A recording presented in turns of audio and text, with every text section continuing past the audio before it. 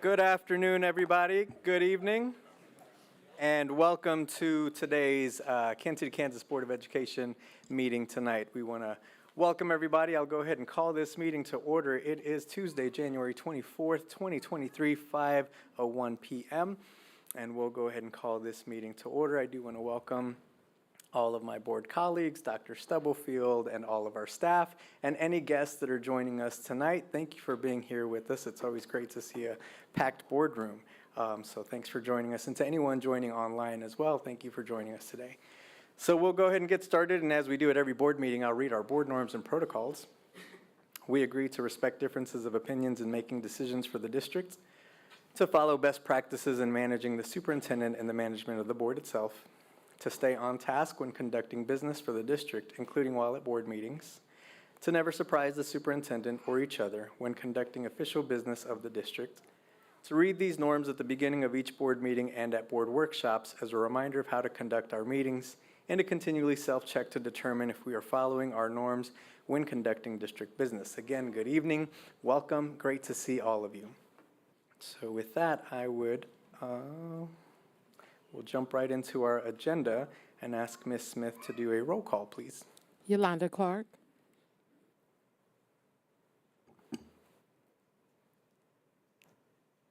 Yolanda Clark. Maxine Drew.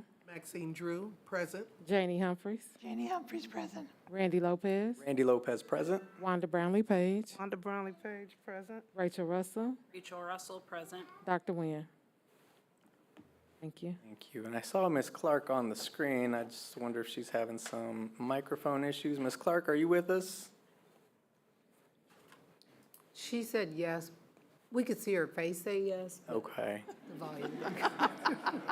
We can't hear you, Ms. Clark, so there must be something with your microphone, but we'll work on that and try to get you on.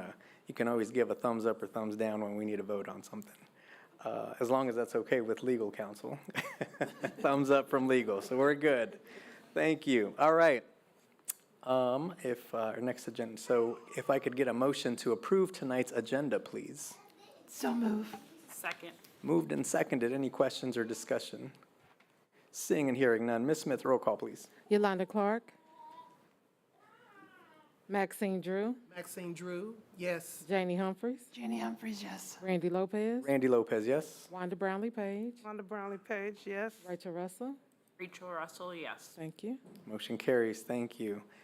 All right, we'll jump right into our agenda, and first up are our awards and special recognition, and I will invite Dr. Sutherland to the podium as we celebrate our Employee of the Month.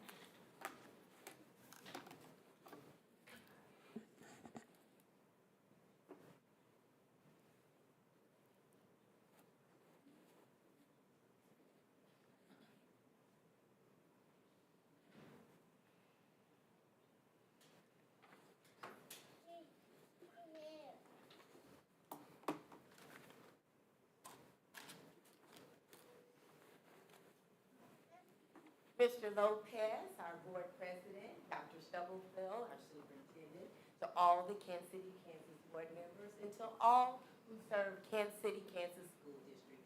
Good evening. Good evening. I am April Sutherland, and I'm here to announce to you all the Employee of the Month. But first, please note, when the recognized teacher or student's name is announced, we ask that you please join us in the front for a picture. Our communications team will capture a picture of you for our social media and web page recognition. After we have finished all of the recognitions of the teachers and the students, we will have photos, 3 captured additional photos. First being with the student or teacher, with the superintendent and board. The second, we would ask the nominating staff and the principal to join. The third, we would ask for our families that are here to support the group. Now, it gives me great honor to ask Sierra Hyatt to come forward.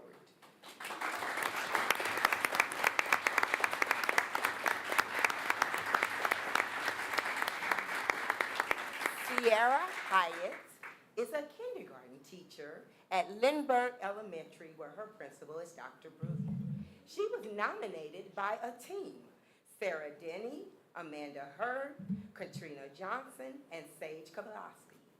It is our honor and privilege, they said, to nominate Sierra Hyatt. She's an outstanding third-year kindergarten teacher. When you speak of teachers who give themselves in extraordinary ways to help students reach high levels of success, this statement fully describes Mrs. Hyatt. Her positivity and ability to give each instructional day a fresh start. No matter what the circumstances, she is amazing. She's continually demonstrated exceptional grace, resilience, dedication, and flexibility in her classroom. Ms. Hyatt has high standards and expectations, while also making several accommodations to meet every student's individual needs. She teaches her students to strive for excellence, to show respect, and to enjoy learning, to smile, to have fun, and simply to try to do their best every day. She has also built connections with families of her students. She's met with and maintained communication with these families, and she works effectively to support her students' experiences and family inclusion. Ms. Hyatt deserves this recognition, her dedication, teaching, and hard work here at Lindbergh. Everyone, please join me again in congratulating our January Employee of the Month, Sierra Hyatt. Congratulations.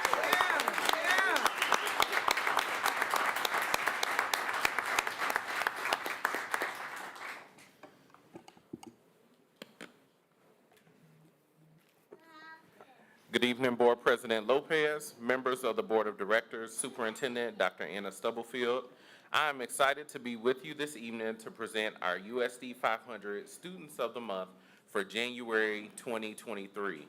I'm Dr. Jermaine Wilson, the Executive Director of Student Services, and we are so excited that tonight we not only have 4 students, but we will be recognizing 5 students to start the year off in the right way.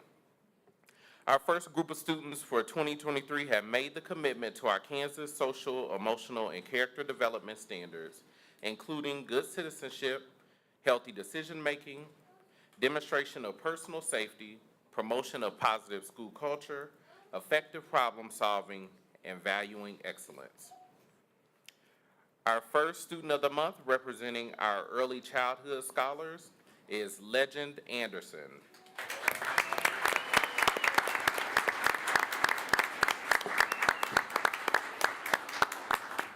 Legend is an early childhood scholar at Earl Watson Jr. Early Childhood Center. He was nominated by Susan Arp, a teacher at Earl Watson. She states, Legend is a child whose smile lights up our classroom. He is curious, smart, determined, funny, and extremely personable. We are incredibly lucky to have him as a part of our family this year. While Legend currently needs a walker to get from place to place, he does not let that hold him back. He loves to help push his friends that use wheelchairs or give them rides in the wagon or swing. He will bring toys to his friends who need them and share toys with his peers. He loves using himself to play. He is right now trying to learn to ride a tricycle and a scooter every single day that's weather permitting. When he goes outside, he patiently waits his turn to practice his skills. He greets his schoolmates each day. He has become the unofficial school greeter who waves at students as they enter and exit our school halls. Our school is a happier place thanks to this spunky little guy. Legend has been nominated under the pillar of positive behavior. Please give Legend a round of applause.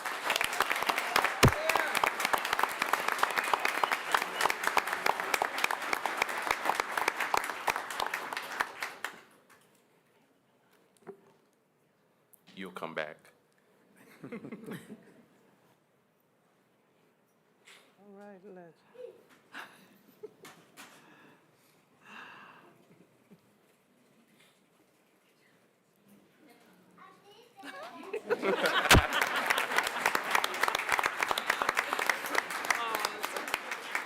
You did that.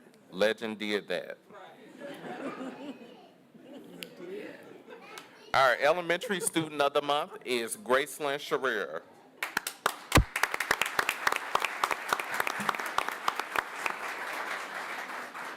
Gracelyn is a fifth grade student at Willier Elementary School and was nominated by her teacher, Sinead Conover, under the pillar of service citizenship. She wrote, Gracelyn is always looking for ways to help others. She was requested by our safety patrol coordinator because she's been such a rock star since she came to Whittier. This morning, as I was taking students to specials, which is first thing, she saw a student fall. She left the line and went straight for him. Not worrying about getting in trouble, she thought only about helping the student. She is a trusted student in the school who has been given the task of helping others to choose wisely when spending their bulldog bucks during lunch. This is a hefty responsibility because it involves demonstrating honesty and responsibility with collecting money and selling items. Whenever a student needs a friendly escort, Gracelyn is the principal's first choice. Gracelyn is a student who always demonstrates her love for learning and gives her best effort in everything that she does. She keeps others on task in a friendly way, and I can tell difference in the performance and attitude of other students when she joins their table. The team recognizes that Gracelyn has overcome many challenges, but she still maintains a spirit of service and citizenship. Her resilience is inspiring and her personality is effervescent. In a nutshell, this kid is the definition of a leader. Some fun facts about Gracelyn. Gracelyn loves challenges. Her favorite class is math. And when asked what she wants to be one day, she said, I'm not sure, but I know it's a job where I'm going to be in charge. Congratulations, Gracelyn.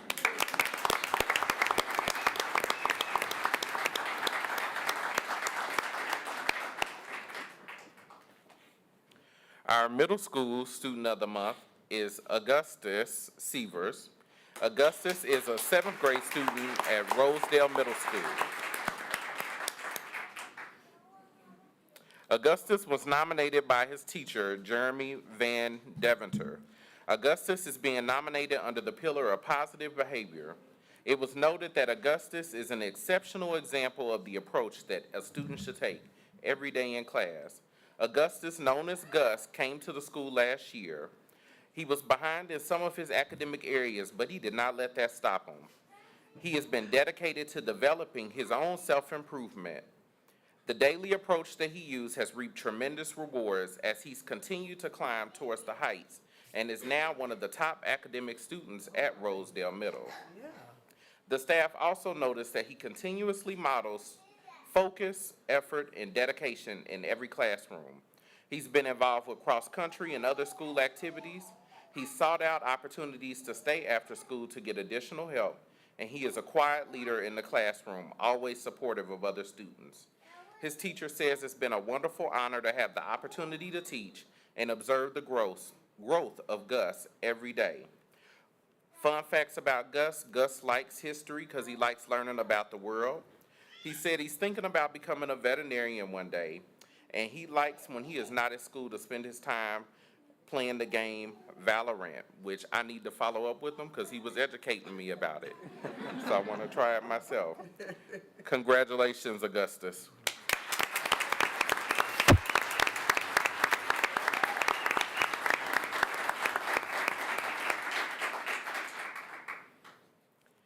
Our first high school student of the month this evening is none other than Juan Carlos Antunes Garcia.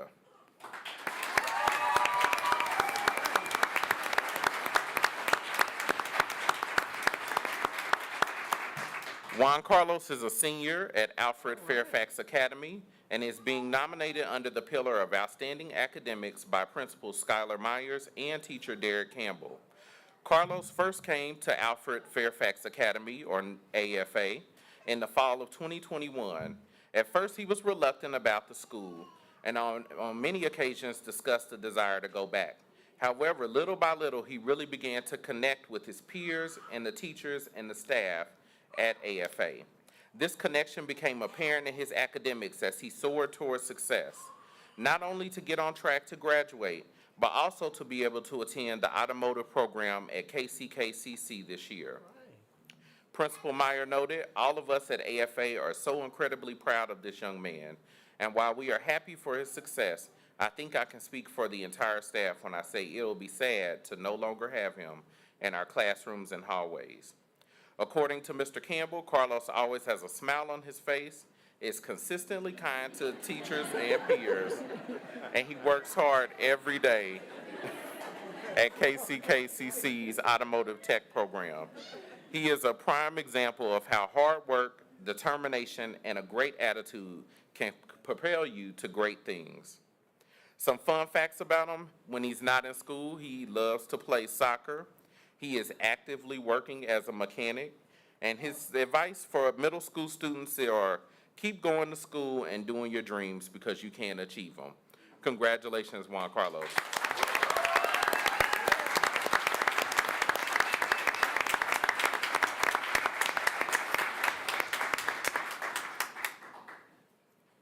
Our second student of the month is Audit Jimenez.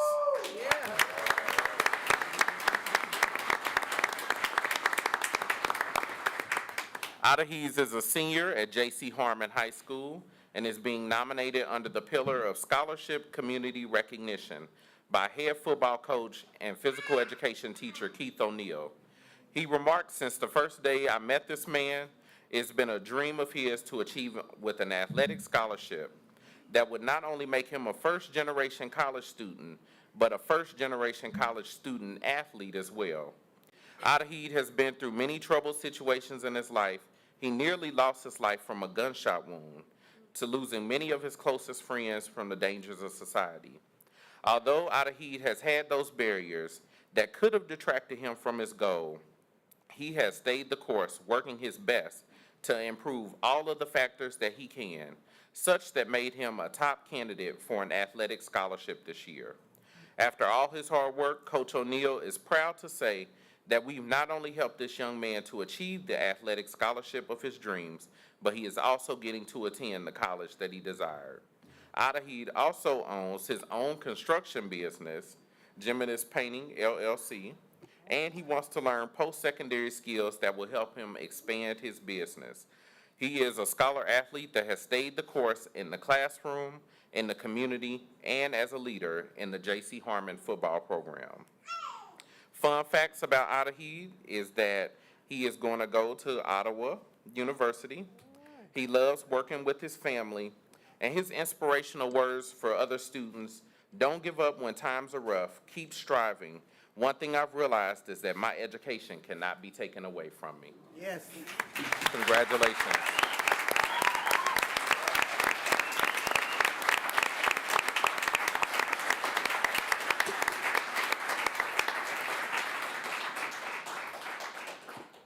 Thank you, Dr. Wilson and Dr. Sutherland. At this time, if you all will indulge us for a moment, we're going to take a quick recess so that we can take some photos and have photo opportunities for the families of our Employee of the Month and our Students of the Month. So we'll take about 15 minutes to take some photos with the families and the students. Thank you.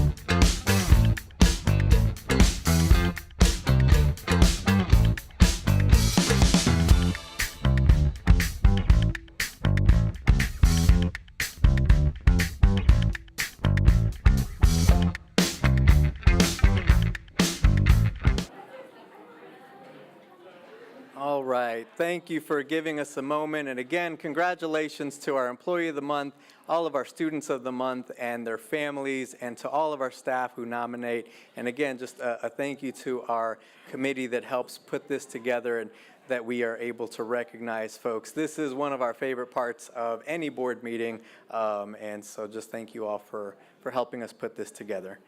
We're going to continue with our agenda, but just one really quick. Ms. Clark, I know you're with us. Just want to make sure that we can all hear you, if you wouldn't mind just saying hello. Hello, can you hear me? We can hear you. We've got you. Thank you. Great, thank you. Okay, so we'll continue with our agenda. First, next up on our agenda, item number 3 is our consent agenda. Would entertain a motion to approve tonight's consent agenda. So move. Second. Moved and seconded. Any questions or discussion? Seeing and hearing none. Ms. Smith, roll call, please. Yolanda Clark, Yolanda Clark, yes. Maxine Drew, Maxine Drew, yes. Janie Humphries, Janie Humphries, yes. Randy Lopez, Andy Lopez, yes. Wanda Brownlee Page, Wanda Brownlee Page, yes. Rachel Russell. Rachel Russell, yes. Thank you. Thank you. Motion carries. Thank you. Next up, we will hear from our Superintendent of Schools, Dr. Anna Stubblefield. Good evening, everyone. I just have a few quick announcements. First, KCKPS is looking for talented people who can make a positive impact on our students. The district will host 2 career fairs, the first one being Saturday, February 11th, and the second one being Saturday, March 4th. Both are from 8:30 until noon, and it'll be here at KCKPS Central Office. We're looking for teaching and non-teaching positions. Our human resource team will be available to assist, and if you have any questions, you can contact our human resources department. I held my second listening and learning session at Wyandotte High last week. I met with approximately 25 students. We were able to engage in authentic dialogue about their individual school experiences. The entire school was able to participate and provide feedback through a thought exchange platform.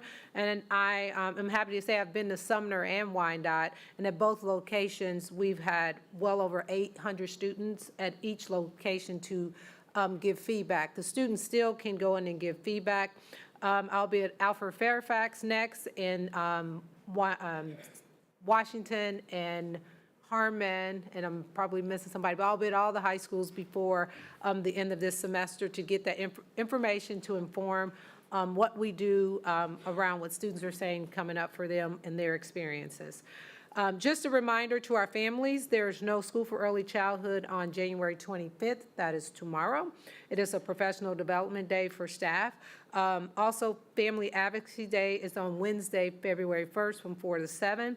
And that following Friday is also Family Advocacy Day, but students will not be in session on Friday, February the 3rd. You should get reminders from your schools, and we'll remind you on our social media platform, so please mark your calendars. Thank you. That's all I have this evening. Thank you, Dr. Stubblefield. Just a couple of reminders on my end is so we can get back to our agenda. I just want to remind folks that the Kansas City, Kansas Foundation for Excellence Scholarship is now open and is still open. Scholarship applications are available online. Please, we encourage any and everyone that's eligible to please apply. I believe the deadline for the applications are February 28th. So make sure you get your applications in for a scholarship. And then just want to quickly announce as well, the Board of Education is going to hold a couple of listening and learning sessions as well. We do have some tentative dates for those, so you can put those on your calendar. March 4th and April 22nd are the 2 tentative dates that we are holding for our board listening tours. More details will follow, but we will have information out for everyone, but we did just want to make sure that you all were aware of those dates. And with that, I will pause and see if there are other board members. Yes, Ms. Drew. I'd just like to say to Dr. Stubblefield, to the entire staff of the central office, to all the staff in the transportation department, all staff in nutritional service, to all of our principals, all teachers, counselors, paraprofessional, custodial staff, and any other hired employees of the USD 500 School District. I want to make sure that even if I do not mention your department or position you have been hired for, I want to say this to everyone who is part of USD 500. As a school district, the dynamics of education has changed tremendously since the pandemic. Your effort and work being done at times are above and beyond producing the best to engage for change. As a board member, I publicly want to say how much you are appreciated. You are looking at thought-provoking ideas, challenges, and growth for learning here in our District for All.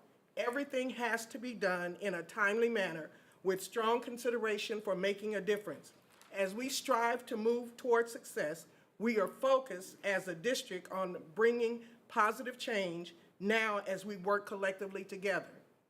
I love the way a former actor, and I'm showing my age, Jim Nabors, as the character of Gomer Powell would say, "Thank you, thank you, thank you." I'm not saying it his way, but I do want to say to everybody, thank you for the work that you have done. Thank you. Well said. Thank you, Ms. Drew. Other board members? Okay, thank you. We'll continue with our agenda. Next on our agenda is our community comment. We have no one signed up today, but just a reminder that everyone is welcome and able to participate as they can. Just please reach out to Ms. Leslie Smith, the board clerk, and she can get you signed up to speak at a board meeting if you would like. You can also submit comment via email if you prefer to do so via email. All right. Agenda item number 6, we will hear from Ms. Carol Levers, Director of Libraries. Ms. Levers, good evening.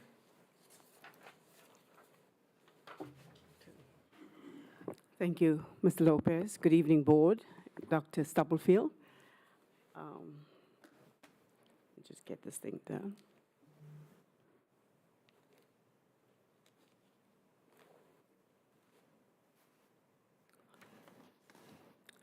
Share with you some of the statistics for December.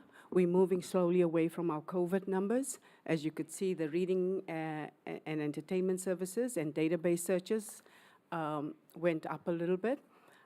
Also, our checkouts, we checked out 27,968 items in December. And of course, the West Library took the lead in our lending of our materials. Our winter program is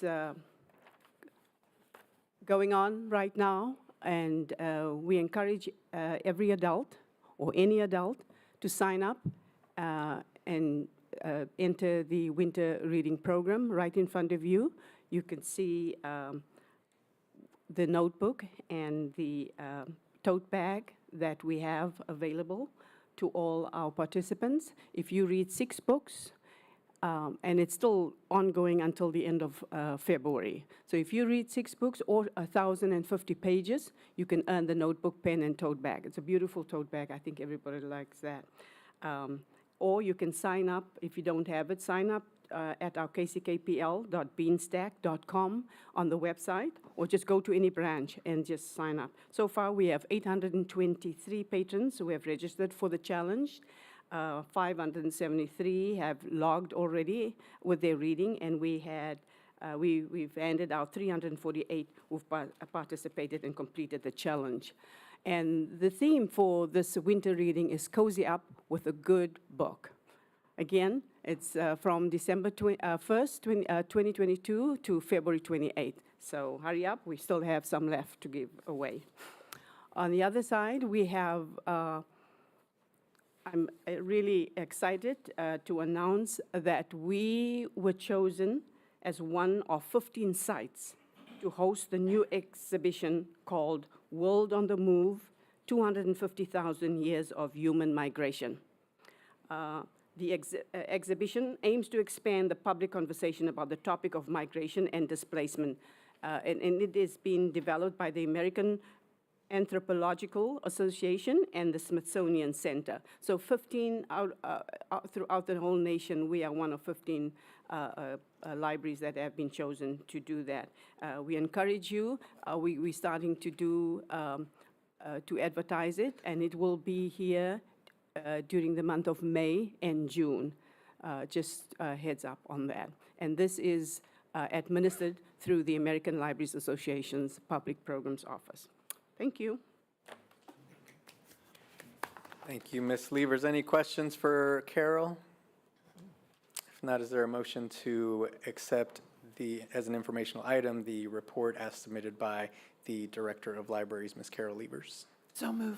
Second. Moved and seconded. Questions? Ms. Smith, roll call, please. Yolanda Clark, Yolanda Clark, yes. Maxine Drew, Maxine Drew, yes. Janie Humphries, Janie, yes. Randy Lopez, Randy Lopez, yes. Wanda Brownlee Page, Wanda Brownlee Page, yes. Rachel Russell. Rachel Russell, yes. Thank you. Thank you. Next agenda item, item number 7A. Board, these are items that have come before us previously. If you'll recall, we had a brief presentation regarding our audit, so this is coming back in front of us today to approve if it is the will of the board. So I will pass it to Dr. Stubblefield if there's anything to share regarding the audit. No additional information for that unless the board had questions. Okay, seeing no questions, recommended that the Kansas City, Kansas Board of Education approve the district independent audit for fiscal year ending June 30th, 2022. Is there a motion to do so? So moved. Second. Moved and seconded. Any questions or further discussion? Seeing and hearing none. Ms. Smith, roll call. Yolanda Clark, Yolanda Clark, yes. Maxine Drew, Maxine Drew, yes. Janie Humphries, Janie Humphries, yes. Randy Lopez, Randy Lopez, yes. Wanda Brownlee Page, Wanda Brownlee Page, yes. Rachel Russell. Rachel Russell, yes. Thank you. Thank you. And I'm going to back up one moment. Thank you.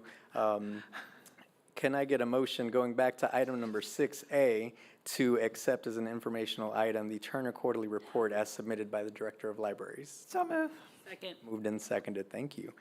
Ms. Smith, roll call, please. Yolanda Clark, Yolanda Clark, yes. Maxine Drew, Maxine Drew, yes. Janie Humphries, Janie, yes. Randy Lopez, Randy Lopez, yes. Wanda Brownlee Page, Wanda Brownlee Page, yes. Rachel Russell. Rachel Russell, yes. Thank you. Thank you. Motion carries. Next agenda item 7B, it's recommended the Kansas City, Kansas Board of Education accept the bid from Comenco Inc. in the amount of $578,611.25 for 2A radio upgrades for school buses as submitted. Is there a motion to do so? So move. Second. Moved and seconded. Any questions or further discussion? I have one question, and I asked this, and I did get the answer, but is there a way to sell, you could take it to a junkyard? Since I know they said the parts are 20 years old, but maybe you could junk them and get money instead of just, is there a way that the parts can be used or recycled some way to just get some money and not just throw it away? Just asking, I didn't know. Mr. Martin is coming forward. Okay, yeah.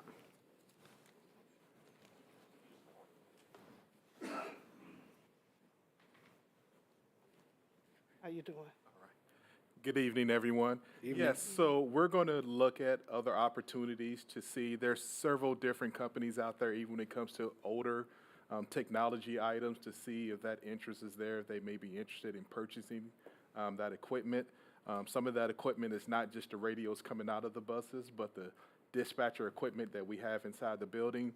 And then also at the transportation office and at Harmon, the antennas that we have installed on both buildings, so we can make sure we can get that transmission across the district.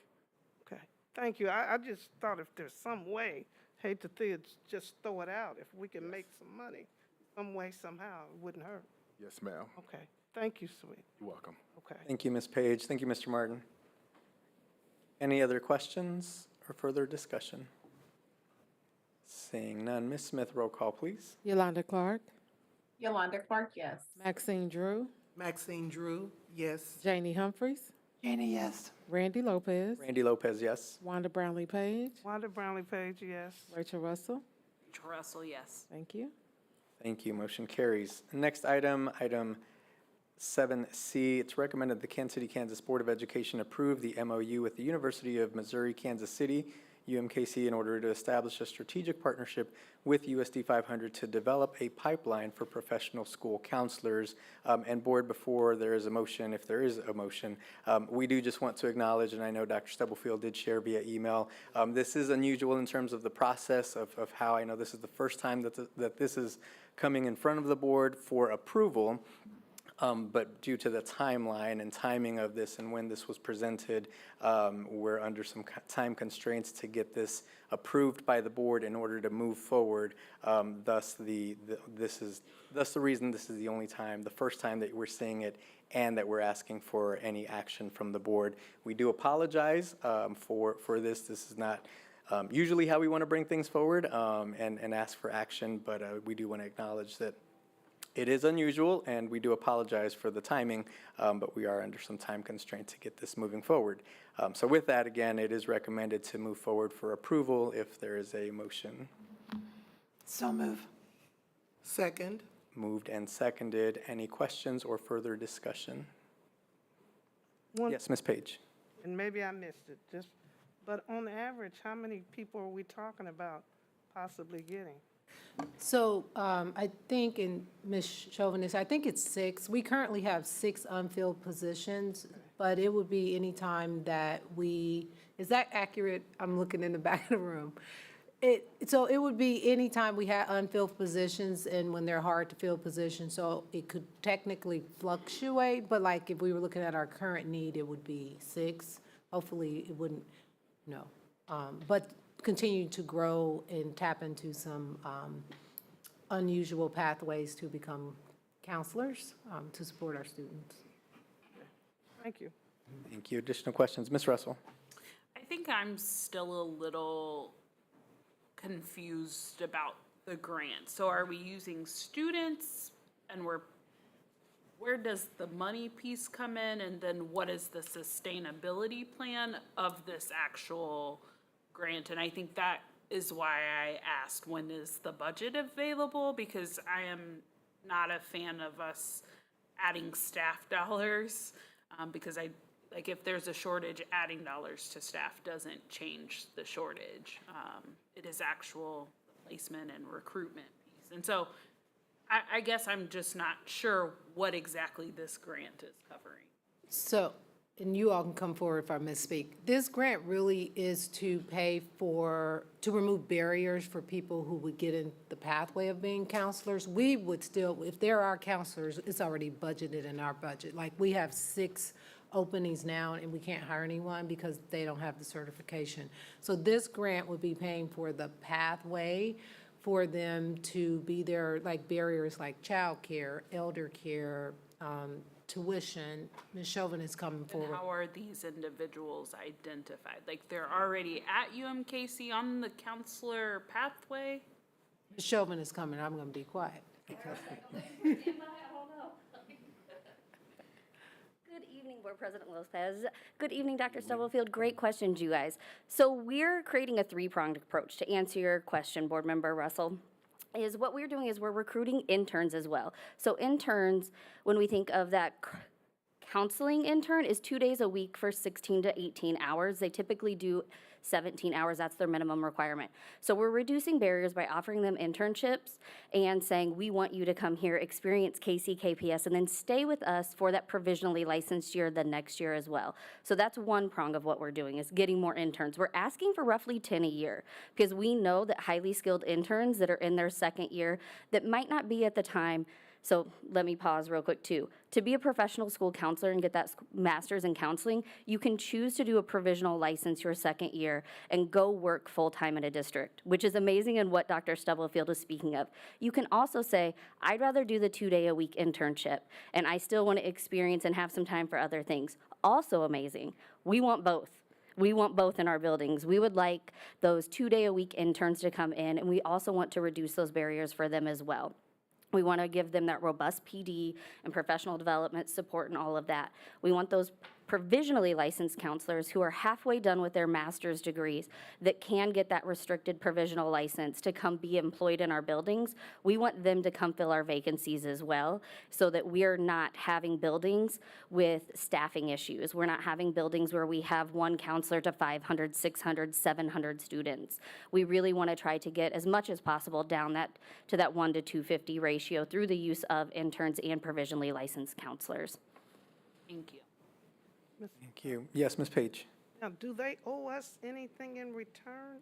Great question. So we are asking that they, during that time, if they are an intern for us and we are giving them some incentives, some assistance, we're asking that they work part-time for us. And so we've been working a lot with HR to say, what could this look like? It could look like them being a substitute for us, a substitute para, a substitute teacher. It could look like them filling one of our vacancies for a part-time position, knowing that they would be an intern the other 2 days a week for us, as well as attending classes. Typically, classes are at 4:30. Some of them start at 1:30, but we know that they would be employed with us part-time as well.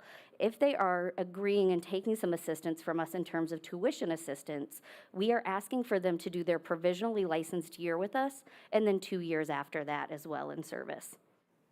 Can you get them a Kansas license? Yes, we are. About a provisional. So the provisional is through KSDE. Yeah, it is. Okay. So yeah. Thank you. What other questions do we have? Thank you. Additional questions or discussion? And I just want to clarify, this is for the MOU, for them to write, to say that we agreed to do this. If the grant is allocated to UMKC, we would bring it back with all of the details in that part. And that we would be able to do, with 2 reads. It's just that the deadline to apply, and they have to have a partner, like we have to sign on as a partner, and they have to submit an MOU. So there's still time to flush out if things come up or ideas. You can let Ms. Chauvin know, and we can see if there are possibilities within the grant. Great. Thank you. Additional questions? Seeing and hearing none. Ms. Smith, roll call, please. Yolanda Clark, Wanda Clark, yes.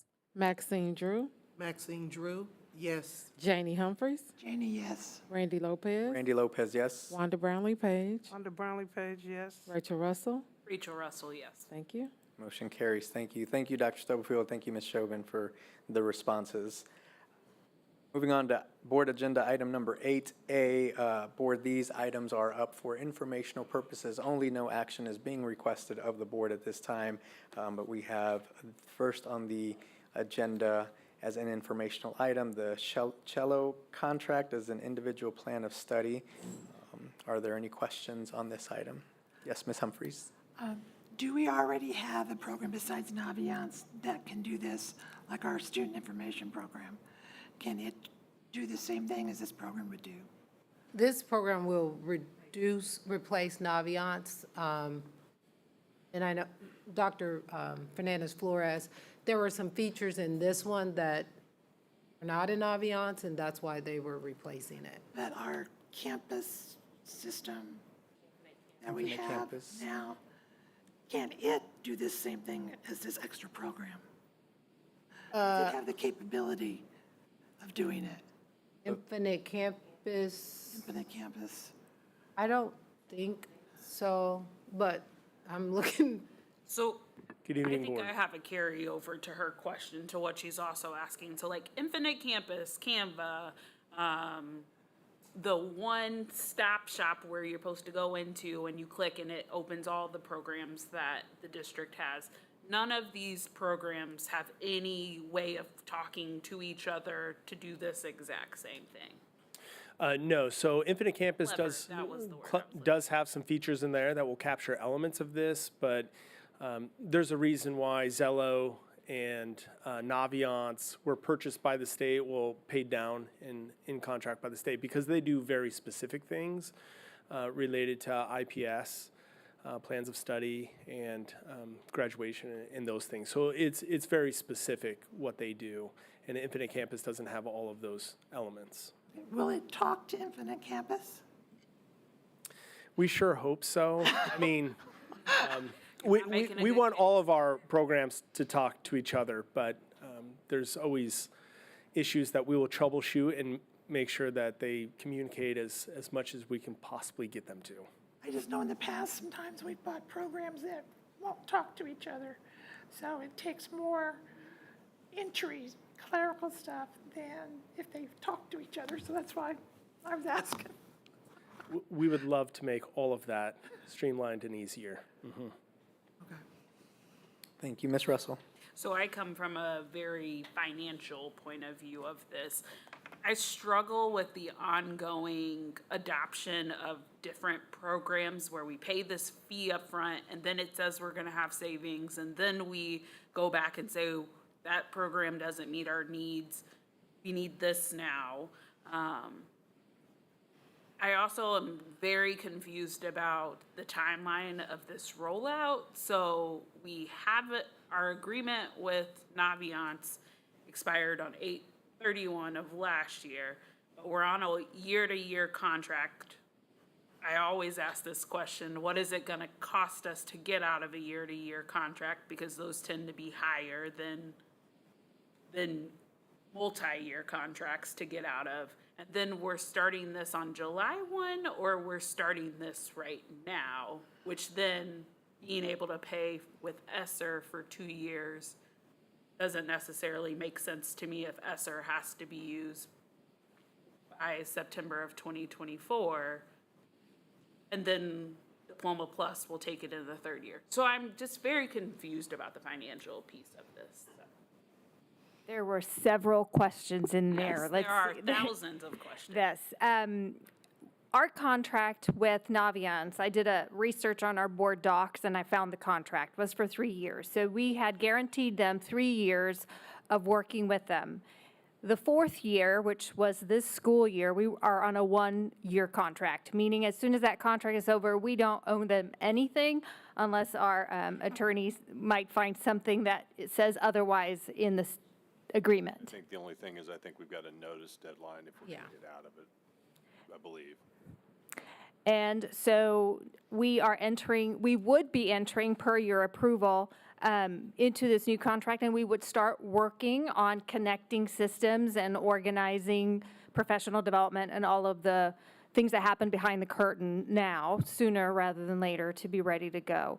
And earlier, the question with Infinite Campus, Cello has integrated with a school district that has had Infinite Campus.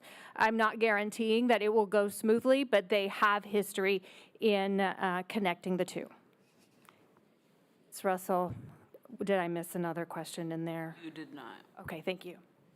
Thank you. Other questions? Oh, I think you did, actually. The question about how we're paying for it with ESSER for 2 years. So ESSER has a few places that speak to our ability to purchase some things, whether they're related to expenditures that Perkins would allow, as well as others. And so we were able to identify those. The budget to pay for the individual plan of study already exists, and so that's where that 3rd year comes. So we can access ESSER, but if you don't wish us to, we won't. We already have budgeted in our Diploma Plus funds or CTE funds for this purchase.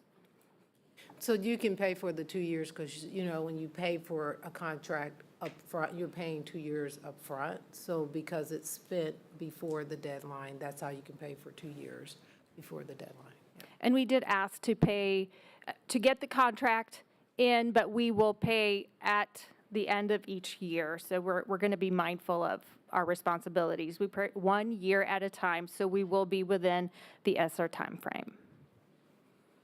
Thank you. Yes, Ms. Page. Is it possible, before we vote on this the next time, we can get the information about which systems can interact with each other that we know for sure?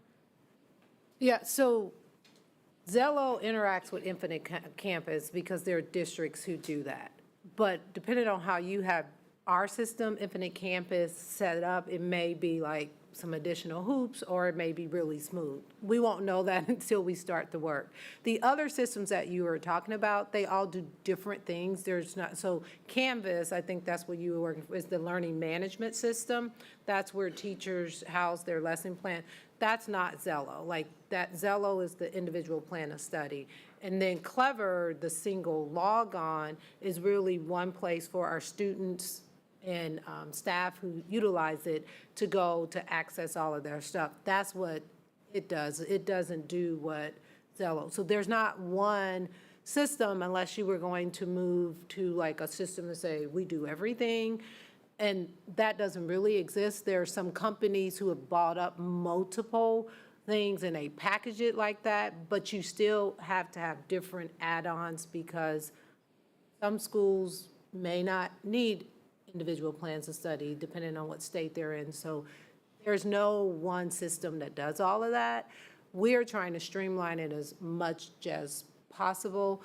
And I do acknowledge, like, as new people have come on and we've looked, and as state things have changed, like the requirements, we are looking for the cleanest way so that people don't have to enter information multiple times. So if these two systems integrate like they do in the demo districts, it will pull the information from Infinite Campus so that somebody's not on the backside hand entering or exporting or doing those kind of things. That, it's really trying to eliminate some work for our principals and teachers and counselors and those who are entering the data around what's required from KSDE. So if I'm understanding you, Naviance, the end user is the admin and the teachers, or the end user is the student? The end user is the student entering it, but that data has to be pulled from somewhere, and their FA teachers may be checking or doing something, but the ultimate end user is the student, but every other layer has some level that they may be doing on the backside for checks and balances and those kind of things. So Currently, our teachers are not able to verify if our students are completing the tasks or activities that engage them in the IPS process. Principals are not able to check in on classrooms and progress for our students. So some of our Diploma Plus facilitators and staff spend hours creating spreadsheets to determine progress of our students. And so there's a lag time between a student interacting with the content and our teachers able to provide feedback to students or coaching to move forward, and also our principals to be able to see progress from their staff. So tell me about the student experience. So I hear you say this will be more helpful for admin and teachers, which I continue to hear, but I also am wondering, what about the student experience? Because now for some students, they've been doing Naviance, and you're saying that they're going to transition to this new system. Is there a huge learning gap here? What does that look like for a student in our district who's currently on Naviance? The platform is much more intuitive and more interactive. It contains even kind of visits to colleges. The student can access a college and actually walk through a few classrooms, auditoriums, gyms, and see that experience within colleges. So I've engaged with the platform, as my children have as well, and it is very intuitive and very up to date. I don't believe there's going to be a big learning curve. Thank you. Additional questions or comments? Again, this is information tonight. Great questions and great dialogue on Zello. And board, if there are additional questions as you're reviewing the information, please make sure you send those out to Dr. Stubblefield, and we'll get them out to the appropriate staff for responses. And if there's any information that staff can provide in the vein of the questions that were being asked tonight that could help in some of the clarity, that would be great. But again, this will come back, potentially come back down the road. But board, please, if there's additional questions, make sure we send that to Dr. Stubblefield. Next item for informational purposes only, item B, the Leaders of Leaders Institute. Are there any questions regarding this agenda item? Okay, and seeing none. Again, informational only. If questions do arise, please submit those to Dr. Stubblefield as well. And then the third agenda item under item number 8, our staff retention payments. Are there any questions from board members or comments? Yes, Ms. Page. Someone asked, I saw the setup. They were wondering, is it some way they could do it by 9 weeks? And instead of $2,000, $1,500 each 9 weeks? They just asked, and I just said I'd ask the question. We can look at it. HR and payroll can look at it and see what that would mean. We didn't explore that, but they definitely can look at it, and then we can have it the next time. I do want to, when, the last time, just want to acknowledge, because the public library employees, we can't pay out of ESSERS, but we have talked to Ms. Levers and her staff, and whatever the board approves, they will also implement for public library employees on the same time frame. Last time it was just a few hiccups around that, so I just want to publicly say that we are on the front end of that this time. Thank you. I think they'll appreciate that. Thank you. Thank you. And I just wanted to comment, thanks to the staff and HR for putting this together for us and helping us understand clearly the process for dissemination of these retention bonuses, incentives, however you want to say it. It is one way that we can continue to show that we do appreciate all of our staff here in the district, so thank you. Thank you, Ms. Russell. Any additional questions or comments? Seeing none, thank you. Again, if more additional comments come forward, please send those to, or questions, please send those to Dr. Stubblefield. We'll continue with our agenda. Item number 9, tonight, board, we will get our second quarter data report, and Dr. Conrad is at the podium. Good evening, Dr. Conrad. And before he jumps in, I just want to say to the board, because I know you have busy lives, we did send an updated slide deck. You would have gotten a notification. A few questions that came up on the special board meeting on Friday, and this was already posted. Dr. Conrad and his team were able to pull that data, so we did add some additional slides around the specific questions around weapons. And then we also got a request about including SPED around academics and some other things. And so we added some additional slides. So if you looked at it and then you didn't look at it by this afternoon, there are some new slides in there. So if you have questions around those, if we don't have the specific answers tonight, we'll get it and then include it in a Friday or a future update. But hopefully we'll be able to answer them tonight. All right, good evening, President Lopez, Dr. Stubblefield, members of the board. This is the second quarter data report. As we continue to work towards a cohesive system and achieve our goals, we tonight are focused on data-driven decision-making as part of that. So first, we're going to start with district common assessments and some of the data around that. So these are our benchmark assessments. I was like, it's not on that. You were like, talking? These are our benchmark assessments. And they are situated in between the state assessment and the formative process in the classroom. Here we're looking to connect the two so that we get earlier feedback on how students will do, and we'll have some time to intervene and hopefully support those students in the process. We also create those at the district level. We create them here for a couple reasons. First, we want tighter alignment to what we are teaching and when we're teaching it. We also want to be able to make adjustments to the items as results come in. And so it allows us some greater flexibility. And so this is the process we use currently to create our common assessments.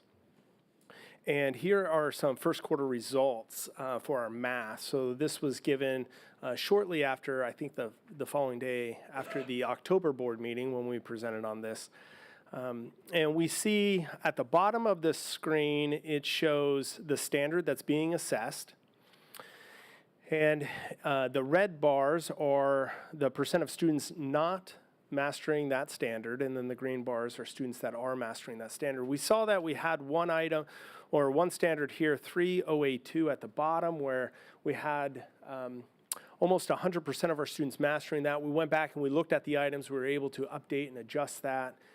So for next year, we have that flexibility in the review process where some of the items weren't functioning the way that we anticipated them, and they were marking everything correct. And so we stopped doing that item type for now, and we adjusted that. And so that's just an example of the flexibility we have when we create it in-house and can adjust on the fly.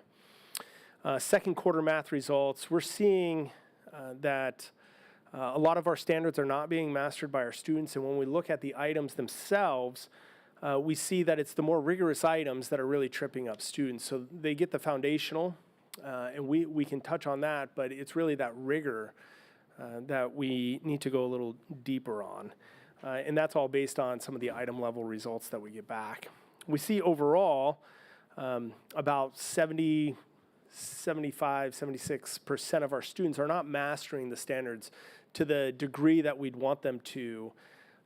And this is early correlations of our state assessment results. Of course, these students haven't taken the state assessment, but as we look at the distributions of our CAP assessment, there's correlation there. And so we're getting to the rigor that the state assessment is getting to. We just need to translate that down and use this data to now impact our instruction. Here is ELA. We see very similar results in ELA.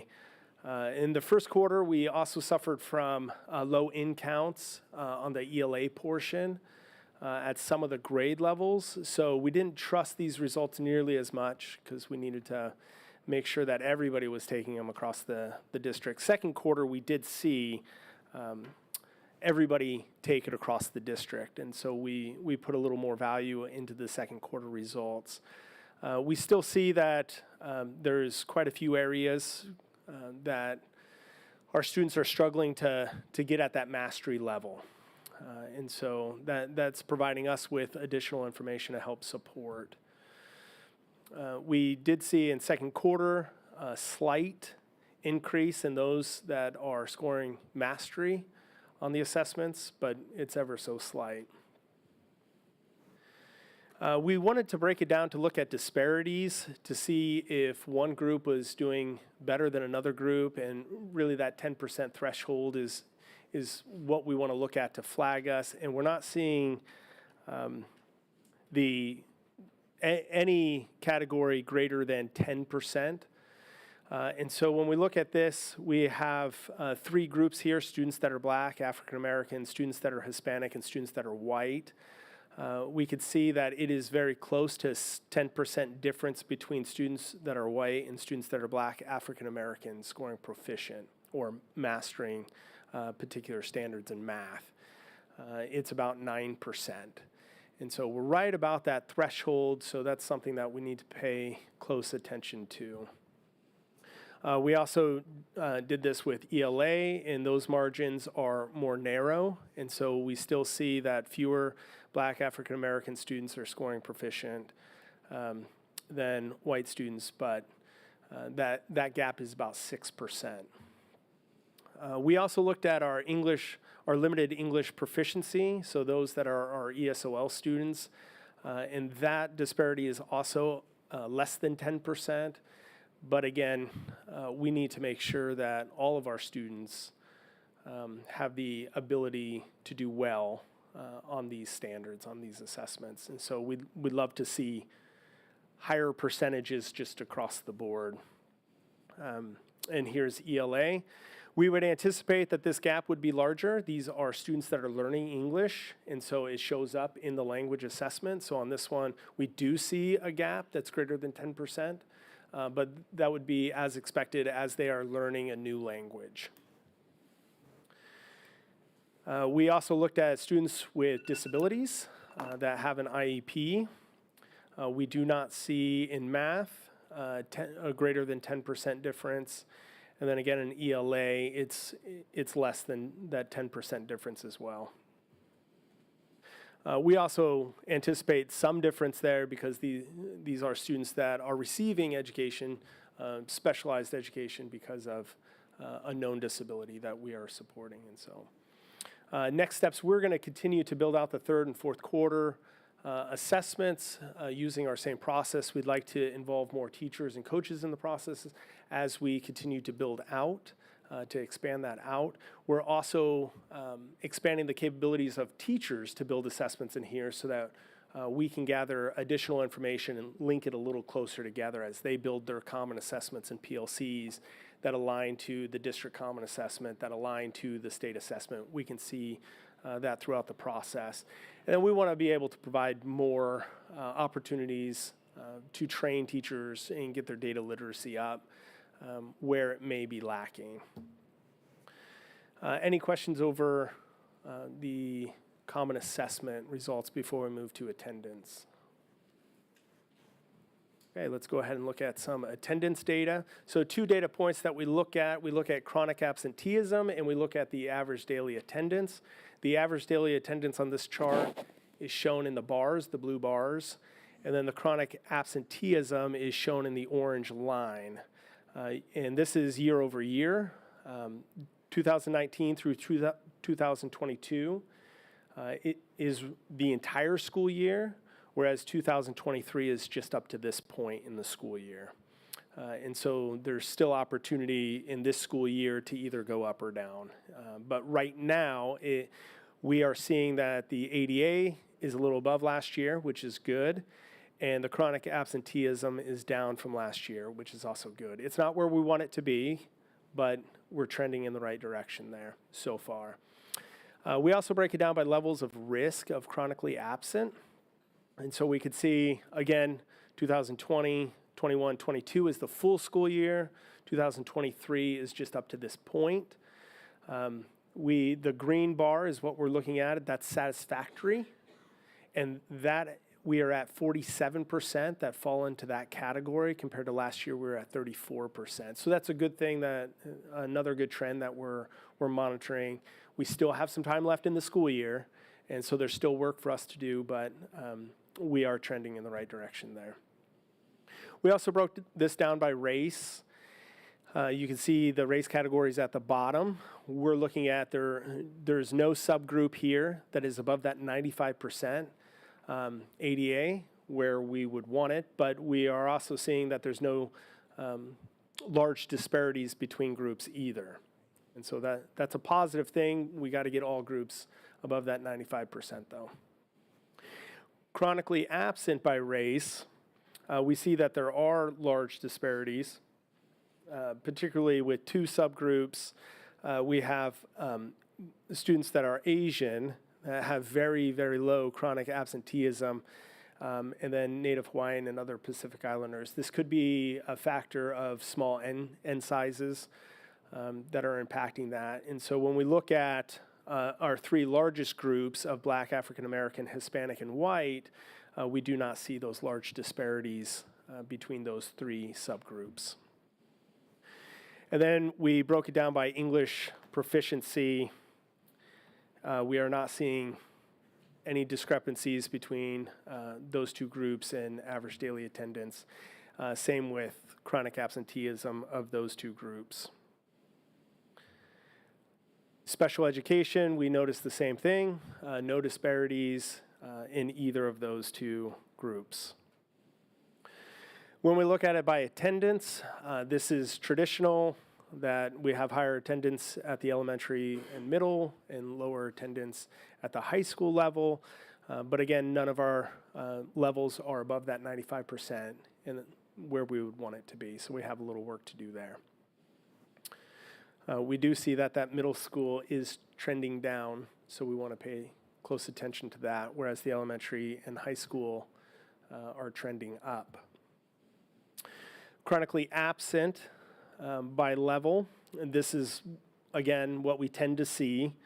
Elementary has the fewest, high school has the highest. It goes in that direction. But we do see from last year, elementary is way down. We still have some time left in the school year, as is high school. Middle school, there's somewhat of an anomaly there, and I'm not quite sure why middle school was so low last year. Yay. But I'm a little suspect of it, and so I'd love to dive into that a little bit more. So I do just want to throw that out there. And so I know that in March, Student Services will be providing a more in-depth response to what we are doing as a district about chronic absenteeism. And so I'll go ahead and defer. We'll hear a lot more and a lot better information in March about that. But we will continue to support our buildings and making sure. There we go. And the data tends to be trending in the right direction as of this point, so we're going to continue with the processes that we have in place to finish out the school year. So any questions over attendance before we move to the behavior portion? I'm sorry, I was just going to say, Dr. Conrad, thank you. Just want to remind the board, in our board library, I know there were several questions regarding some of the information tonight. On attendance, there were some links to information around interventions that buildings have in place. So if you haven't had the chance to do that, there is some additional information in addition to what will be presented in March. I'm sorry, Ms. Page, I didn't mean to cut you off. I'm sorry, I should have asked this before you moved on to attendance. You said that 75% of our kids are not mastering the standards, and you talked about having more rigor, but do you think that their foundation is strong enough? That they've been taught? I'm not saying people aren't teaching. I'm just saying somehow the kids didn't get it, and that we need to build their foundation up in order for them to be able to move up. So when we look at the item analysis, we look specifically at items that are at that lower level of rigor, more basic, and we look at items that have more rigor to them that are a little bit more difficult. And in some situations, I feel like we do have that foundation, that standards foundation. It's that next step. But in some situations, we don't have that foundation either. And so it really depends. We also have FastBridge data that really gets at the skill level. And we're seeing that a lot of our students don't have that foundation there, and we need to strengthen that as well. If you can't add, you can't subtract. If you can't add and subtract, you can't multiply, divide. And then, that's what I mean. How do we do that? I don't know. I don't have the So, Ms. Page, by us implementing the common assessments, it's giving the staff that granular information by the individual students, so they'll be able to know, like, I have the foundation, but I can't do the more complex item, or I don't. So when they are doing their intervention times, either they're enriching, that's where they're hitting those things. So by implementing this, we're not finding out when they get to the cap. The teachers know, like, in the format, questions are similarly formatted to what they will have on the cap assessment. They can address those things so that the students will have a greater opportunity to be more successful on the cap, because they're not seeing those type of items for the first time, but it's giving them that. So when, on that sheet where it talked about working with our teachers on how to look at the data and use the data to inform instruction, so that's what the ultimate goal will be. And it won't, like, we should see some positive outcomes this year, but it'll take time, because everybody has to get used to this, really, that circular where he showed, like, this is what it said, this is what we need to do, oh, now we need to adjust. And for each student, where some of the items we're like, everybody has this, so we're doing a good job with this item, but 50% of them have it. So they're looking at the data there to try to navigate through that to address what you're talking about. So for some kids it's foundational, and others it's just these are more complex. So how do we teach them to use context clues or inferences, or to do the second step in the multi-step math problem? Like, that's the stuff that they're looking at. And we do have those processes for PLCs, for MTSS, for those additional supports. And so it's feeding all that data together so that teachers can make those decisions on grouping students that need that foundational and other students that need the rigor, so we can get all students there. The tutoring after school will work on some of these things. Yes. And they have tutoring after and during school, like during their intervention, like different grade levels. So it's a mix of both, just depending on level, the students, what they have access to. The TPT tutoring and was the other varsity, or am I making this up? Okay. We no longer use varsity. Okay, Yeah. just TPT. Rachel? Yes, Ms. Russell.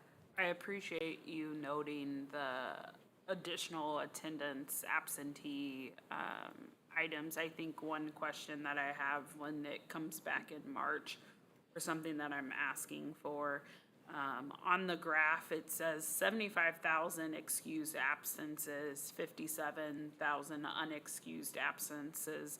I think the data that I'm specifically looking for, or trying to get an understanding of whether or not those absences fall in this aversion and disengagement, those buckets. So are we keeping track somehow, whether it be internally at the building level? When I call, I say my kid's not going to be here because they're sick. My kid's not, like, how do we get down to specific building by building data to ensure that we're not just throwing a bullet at a blank target and not knowing whether or not we're hitting it? Because we can add attendance incentives, we can be ensuring that families have supportive services, or that eliminating transportation barriers, but if that's not the actual reason why folks aren't showing up, we're doing absolutely nothing. And so I think that's the data I'm looking for when I'm asking for how do we address this 25% that is not showing up for whatever reason it may be. Yeah, and that's when Student Services comes in March with the focus specifically on attendance. They're here, they can note that, and we can make sure that that's included. So they'll have that information on what they're doing with school by school and individual students, because there are some things that are individualized for the students around that. And secondly, just pulling that data of, and I just had it in my mind. So if I'm not saying it's different, because if I'm reading correctly, it's not different if it's if you have multiple occasions where you're sick. Like, how do we also see that data differently so that we're not, I'm saying 25%, which is a huge number, but if half of that is illnesses. We can decipher and they can break it down, but when the state and how chronic absentees, it doesn't, when we're reporting, it doesn't matter if it's excused or not, or if it's sick or whatever. If it's 10 or more days, they're deemed chronic absence. We can break it down for excused, unexcused, suspensions, so that you can decipher it like that, but if it's 10 or more, it's considered, for whatever reason, if they're not there, it is considered chronic absence. I just want to make sure that we're paying attention to the things that we can actually control, and not, if you're sick, you're sick. There's nothing I can do to change that. And if, based on the last 2 years and the increase of not being places and wearing masks and all of that, whatever that science says, I think the things that we can physically control here, I want to make sure that's what we're paying attention. Okay. Behavior. So one of the things that I added was information slides on suspensions. And so that was brought up. And so here's the number of suspensions by level. And so elementary, middle, and high school. Then there's alternative school on the end as well. So we see the vast majority of our suspensions happen in high schools. We broke it down with suspensions by race. And so these are the number of suspensions that have taken place by race and by level. So the blue bar is elementary, orange bar is middle school, green bar is high school, and the red bar is alternative school. So that is where you attend and your race. Before you go forward, that's in Q2, or that's it? This is through the school year this year, up to this point. Thank you.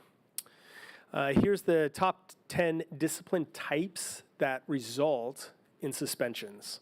So we can see that fighting far outpaces any of the others. We do have coming in at number 2, skipping class, and then number 3 is the drug possession. But those are the top 10 reasons for suspensions, and that's at all levels. But we broke it down later on. We'll see it by level as well. So here's the top 10 discipline types by race. we could see that breaking it down, fighting still at the top.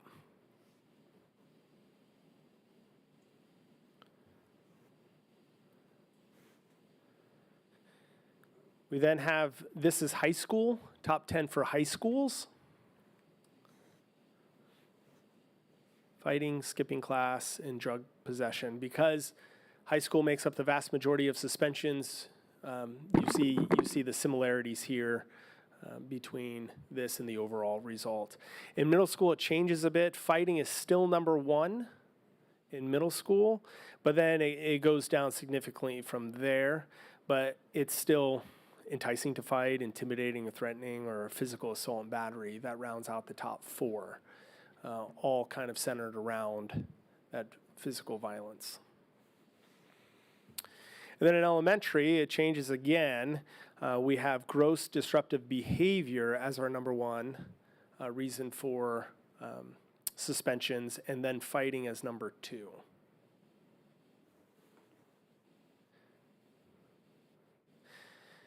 So quarter 1 versus quarter 2, when it comes to the results, we have a slight increase in incidences, but it was just a nominal increase in that result in suspension. So most of our incidences do not result in suspensions.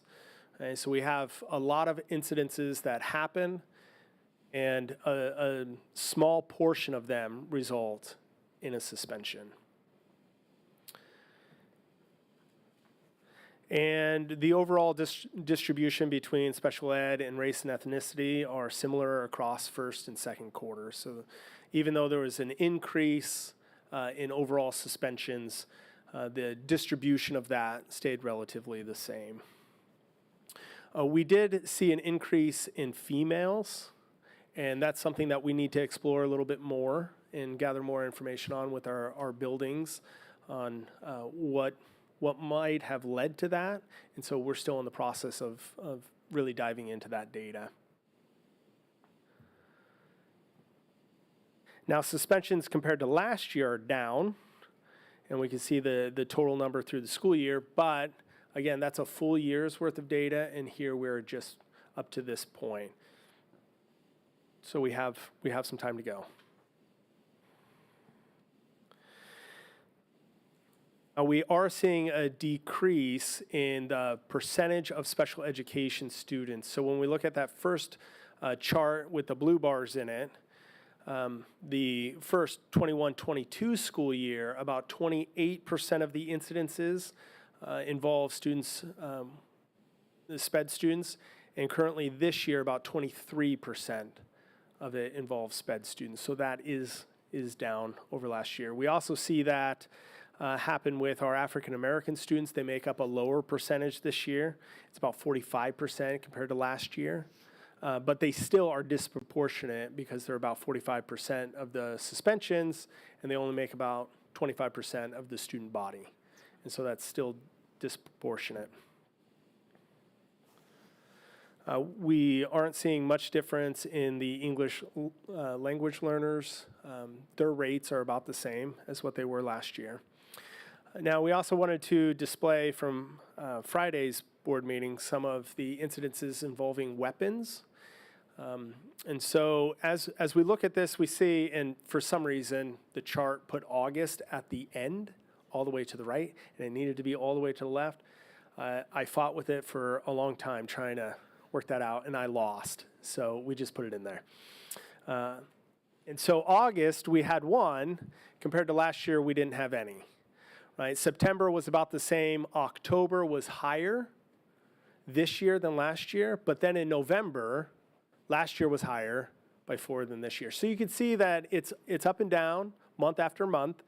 But last year, we had a high number of incidences in April and May with weapons. So I believe that we are on track to have lower amounts of incidences with weapons than last year.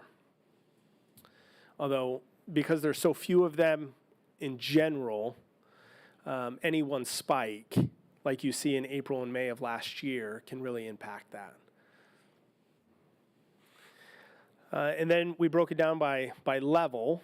And so elementary, and again, 2022 is an entire year. 2023 is up to this point. And so I would project that we're going to be lower across all levels. Middle school is an area that might exceed that, and so that's something that we need to pay attention to. And then we also wanted to look at drugs in our schools and the number of incidences associated with drugs. You will notice that August is at the far left like it should be on this chart. It cooperated. And month over month, we tend to be down except for December. We had 3 more incidences in December than we did last year, December. But generally speaking, we are down for the year. We also broke this down by school. We see that high school may be on track to have more incidences than last year. So that's something that we need to pay close attention to. But and elementary right now is about the same as last year, but really low numbers there, right? We're 4. And middle school seems to be right on pace for last year, seeing how we're halfway through the year. And we have a presentation right after this that I think is going to go into greater depth on some of the things that we're doing when it comes to discipline and behavior in the building. So I bullet pointed these, but the report after this one will go into greater detail on what these 3 bullet points really are talking about. So do we have any questions over the behavior before we move on to some evaluation work that's upcoming? What is unsafe condition? Yes. So we have probably some people out here that are more I've not seen it in positioned the to code of answer that conduct, and I saw it multiple times, both at elementary and high school on the graph, as I believe high school had it 10, elementary had it 4, and I don't Yep. know what unsafe conditions are.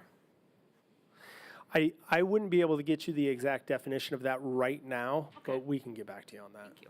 Okay. Oh, I guess it was 25, so it's a lot There's higher. 25 at the high school that label it as unsafe conditions. I just don't have that right in front of me. That's fine. That's fine. That's one of those things that we'll bring back later. Thank you. Additional questions?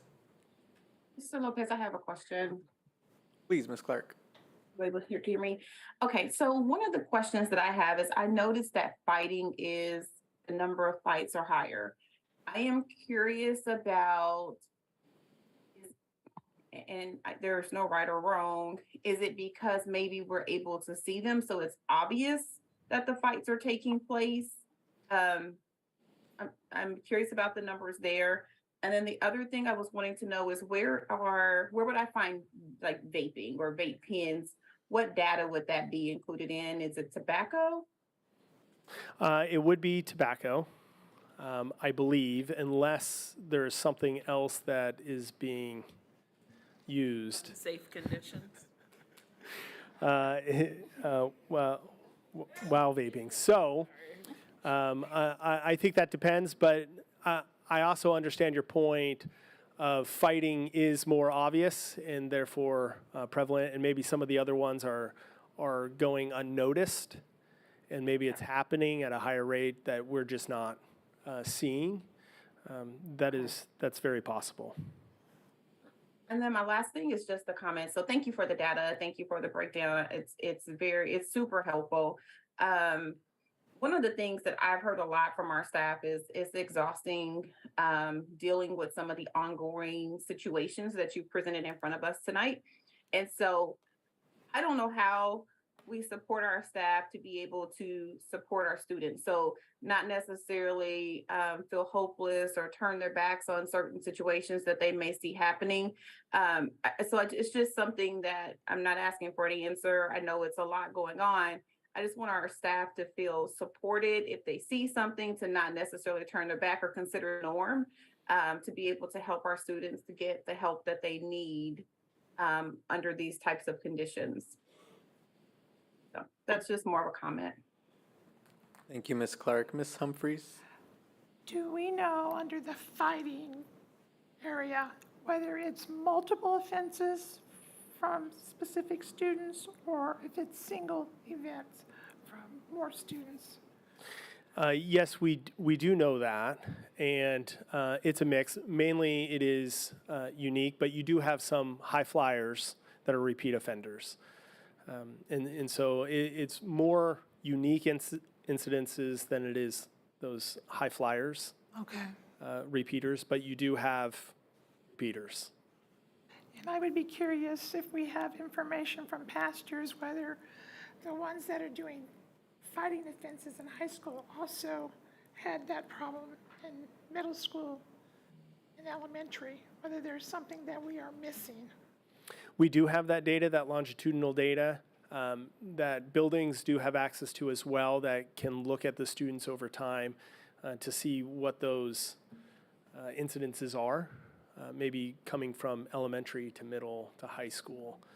We have it back till 2018, although we have changed some of those definitions and some of the way that we code. And so we need to pay attention to that, but we do have that. Thank you. Additional questions? Okay, we do have some upcoming evaluations that we're working on. So instructional coaches is one that we're helping to evaluate. We've already sent out surveys, and we expect to be able to report back on that shortly. We're finalizing some of those things in there. We also have the secondary tutoring with TPT. We are waiting for our FastBridge window to close at the end of this month so that we can have that data and start analyzing some of those results on how TPT has been improving some academic outcomes. And then we have math intervention pilots that are taking place right now as well. And we are continuing to collect some of that data to see the impact there. Again, with FastBridge data, we'll be able to, since that's been standardized and everybody's been taking that, look at growth on that measure. We do have some preview here of surveys that we sent out to the teachers regarding those math pilot interventions. IXL has been one that is significantly easier to use according to the teachers that responded to the survey. And Imagine Math has been one that is significantly less than the others on being engaging. And so there's just some preview of results that are in here from that teacher survey on those, but we'll have a fuller report and evaluation over the pilots and kind of the direction that we want to move when it comes to math resource. And so you can look at those. And so on this last one, I actually found interesting. It was easy, IXL was very easy to connect students, and therefore, when you see on the slide next to it, IXL is low, they didn't really have to contact the company very often. When they did, they found them to be very responsive, but most, 70%, it's not applicable because they didn't even reach out to the company. And so I want to point that out, that that might be a little different read on that chart. Just IXL was favored there. So any questions over that section? Evaluations coming up, things that you might want to see. Are we currently using any of those 4 programs? I feel like I'm familiar with IXL, but are we using it for a different subject, or are we currently using it for math but not at all grades? So some resources, and again, we can get specifics with you when we give the report. Some buildings have access to IXL. They have used their funds to purchase some of these things. Dreambox was something that was newer that we were exploring.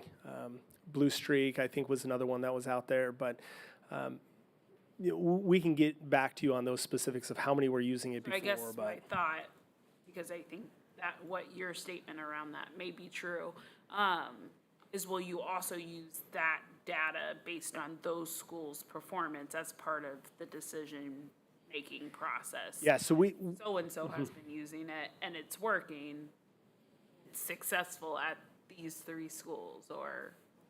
Yeah, we tried as hard as we could to control who's doing what so that it's more streamlined. We do know that there's schools that are using multiple and/or using this and tutoring. And so we're trying as hard as we can to control what we can control. And we requested all of that data or all of that information so that we knew what you were using so that we can then control for that. And so we will have that. Yolanda, can I ask one more question, please? Yeah, please go ahead. I am also curious about social media. So we know our students use social media a lot, and sometimes maybe there are some things that may or may not be happening in our schools that are exposed through social media. What is the process for that, or what does that look like? Do we know? It's brought like, to anyone's attention. How does that fall in these numbers, or what does that look like? For investigating, and then not necessarily investigating. I guess I'm asking, how is the situation handled? So if we see something that happens maybe through social media and it involves one of our students at our schools, is that also addressed? I would not be able to speak specifically to that. I don't know So if if anybody else it could. carries over into school or causes a disruption in school, it would show up in the discipline in some form. Okay. Yeah, so it may fall under bullying, unsafe. Okay. I'm just kidding.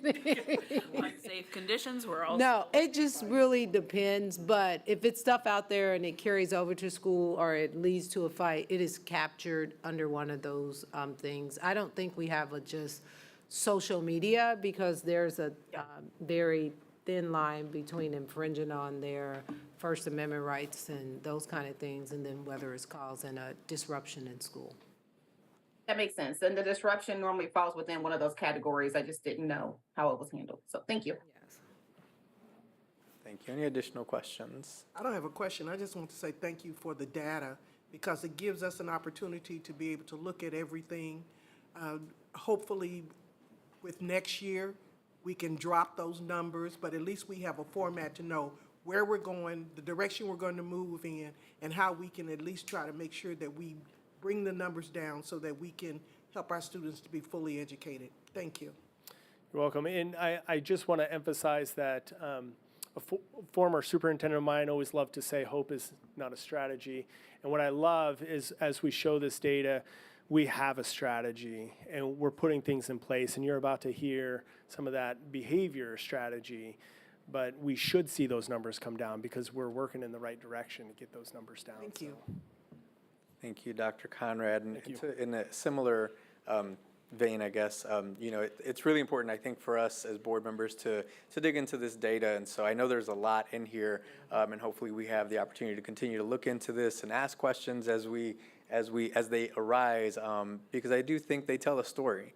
And they tell a story of yes, absolutely, we're not where we need to be or want to be as a district, but I think we're seeing some trends potentially in the positive direction. So I think it's important to lift that up as well, to say that hey, we're not where we want to be, but there are trends, hopefully strategically leading us in the right direction, and that we can continue to support to what board members were saying. How do we support staff so that we can continue to see these trends go in the right direction, whether it's around behavior, academic scores, attendance, and in other areas. So just thank you for the information. Thank you for adapting once you heard some of the additional questions that board members were asking to change what was presented today so that we could have a better picture. And so board members, I'd encourage you to continue to dig into this and additional data and ask questions as they come up, because it's important for us to understand this so that we know how to get where we want to be as a district. So thank you, Dr. Conrad and team. I know there are a ton of folks who work with you to put this information together, but as questions arise, board, please make sure you send those forward. Thank you, board.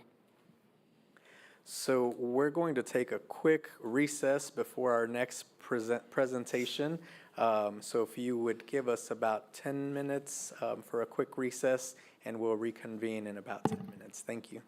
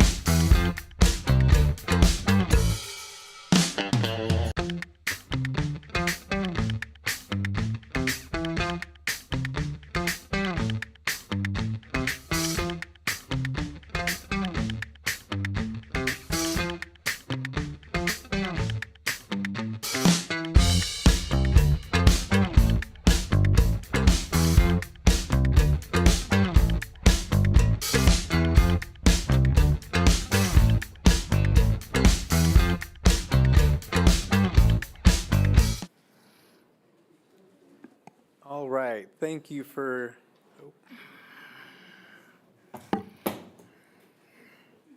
okay. Thank you, everybody, for giving us a quick moment. We'll continue with our agenda under agenda item number 9B. So with us tonight, we do have Ms. Tracy Chauvin with us, Director of Student Support Programs, to give us our report. So good evening. Thank you for joining us. Good evening. Thank you guys so much for having me. Thank you, Board President Lopez, Dr. Stubblefield, board members. Thank you for having the Department of Student Support Programs here to give you an update on what we've been doing. Let you have a glimpse and a picture into what's happening in the Department of Student Support Programs. So with me tonight is Mr. LaDerrick Collins, the Assistant Director of Student Support Programs, and I would like to also acknowledge and have any other of our leadership team members who are listed out here, if they're present, please stand. Oh, she left. Thank you. I was all excited. I'm like, yes, here we go. We have a really, really rich resource in all of these team members, and so we encourage you to stop by, get to know them, hear about their programs, and you will be hearing from Mr. Collins tonight about some very specific programs. The ones listed in yellow, he will be giving you an overview and some next steps so that you guys have some information on what we've been doing, how we've been out there providing support to not only our students, our staff, and our families. So I'm going to hand it over to Mr. LaDerrick Collins.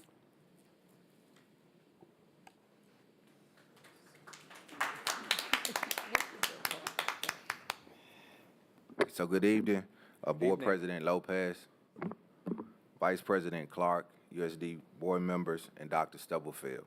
Good evening. So this evening I will provide updates on the programs that I've been privileged to provide leadership to since August of this school year.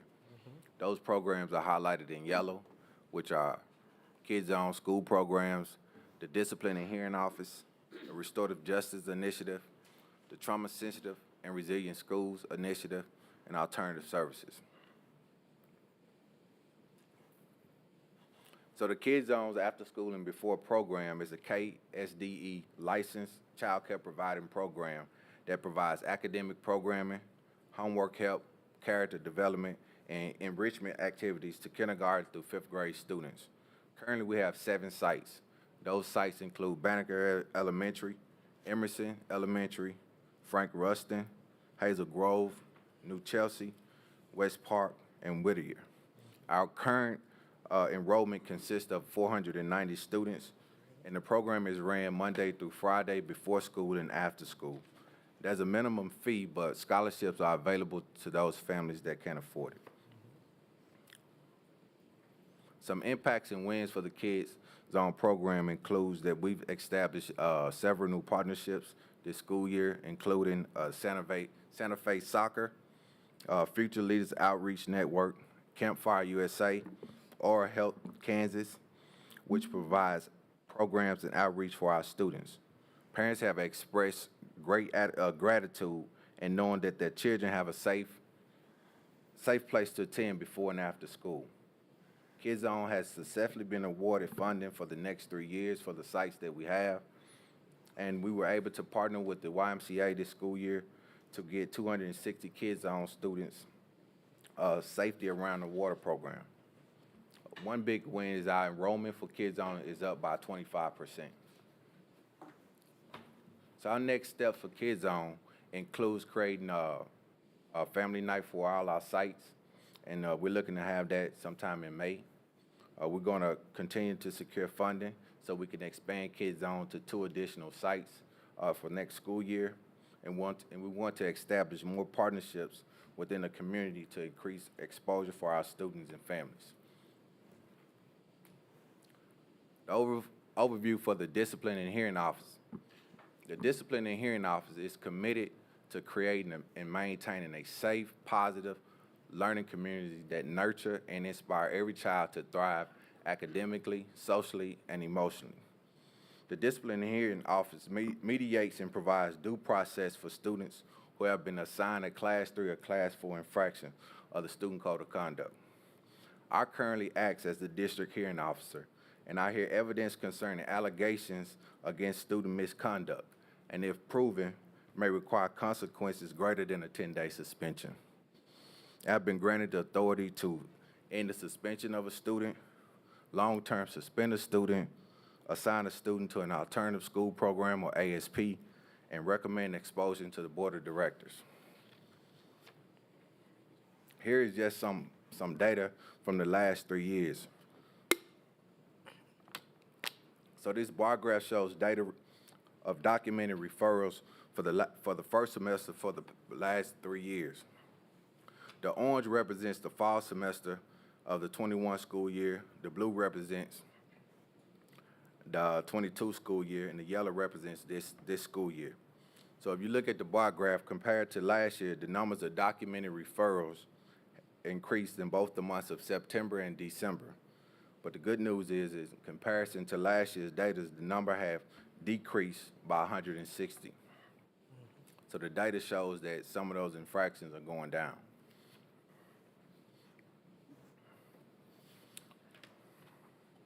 So I've conducted 33 B-level hearings this past school year. Of those hearings, 76% was conducted at the high school level. 21% of those hearings were conducted at the middle school level, and 3% of those hearings was conducted at the elementary level. Of those hearings, 73% of those students were male, and 27% were females. Of the students I conducted hearings on, 90% of those students were identified as African American or Hispanic. 6% identified as white, and 3% identified as other. The data shows that over a quarter of those students also identified as receiving special education. Some wins and impacts for the discipline and hearing officer include providing professional development to our building leaders, where we've had 3 sessions where we've addressed the climate and culture in our buildings. We've also provided a PD on alternative to suspension using the Don't Suspend Me toolkit. We have also revised the hearing packet for consistency throughout the district and for due process. And we have principal support where we're able to provide PD training for our restorative justice facilitators. Our next steps in the discipline and hearing officers include continued professional development around infractions and investigations of due process. We will collaborate with DEI to provide coaching and support to schools that have high numbers of referrals for subgroups to put measures in place to reduce those infractions. And we have established a committee of educators to revise the student code of conduct to a more restorative focus for the next school year.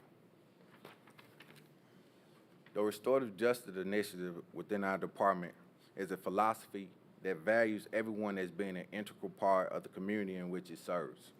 The 5 R's of the Restorative Justice Initiative is relationships, respect, responsibility, repair, and reintegration. We believe by building, maintaining, and restoring relationships between members of the entire school community, we can create an environment where all students can thrive. Some impacts and wins for the Restorative Justice Initiative, including we've been able to provide staff PD to 11 buildings within the district through the Kansas Institute for Peace and Conflict Resolution, or KIPCOR. Restorative justice facilitators have been hired at the secondary schools within our district that acts as campus experts on restorative practices, and we continue to provide monthly RJ. We continue to provide monthly PD for RJ facilitators. Our next steps include organizing coaching and support around all RJ facilitators through KIPCOR to serve our schools better. And we want to identify 4 elementary schools to provide staff PD for Tier 1 training to begin next school year. Most of all, we want to increase the implementation of restorative practices throughout the district. Which brings me to the Trauma Sensitive and Resilient School Initiative.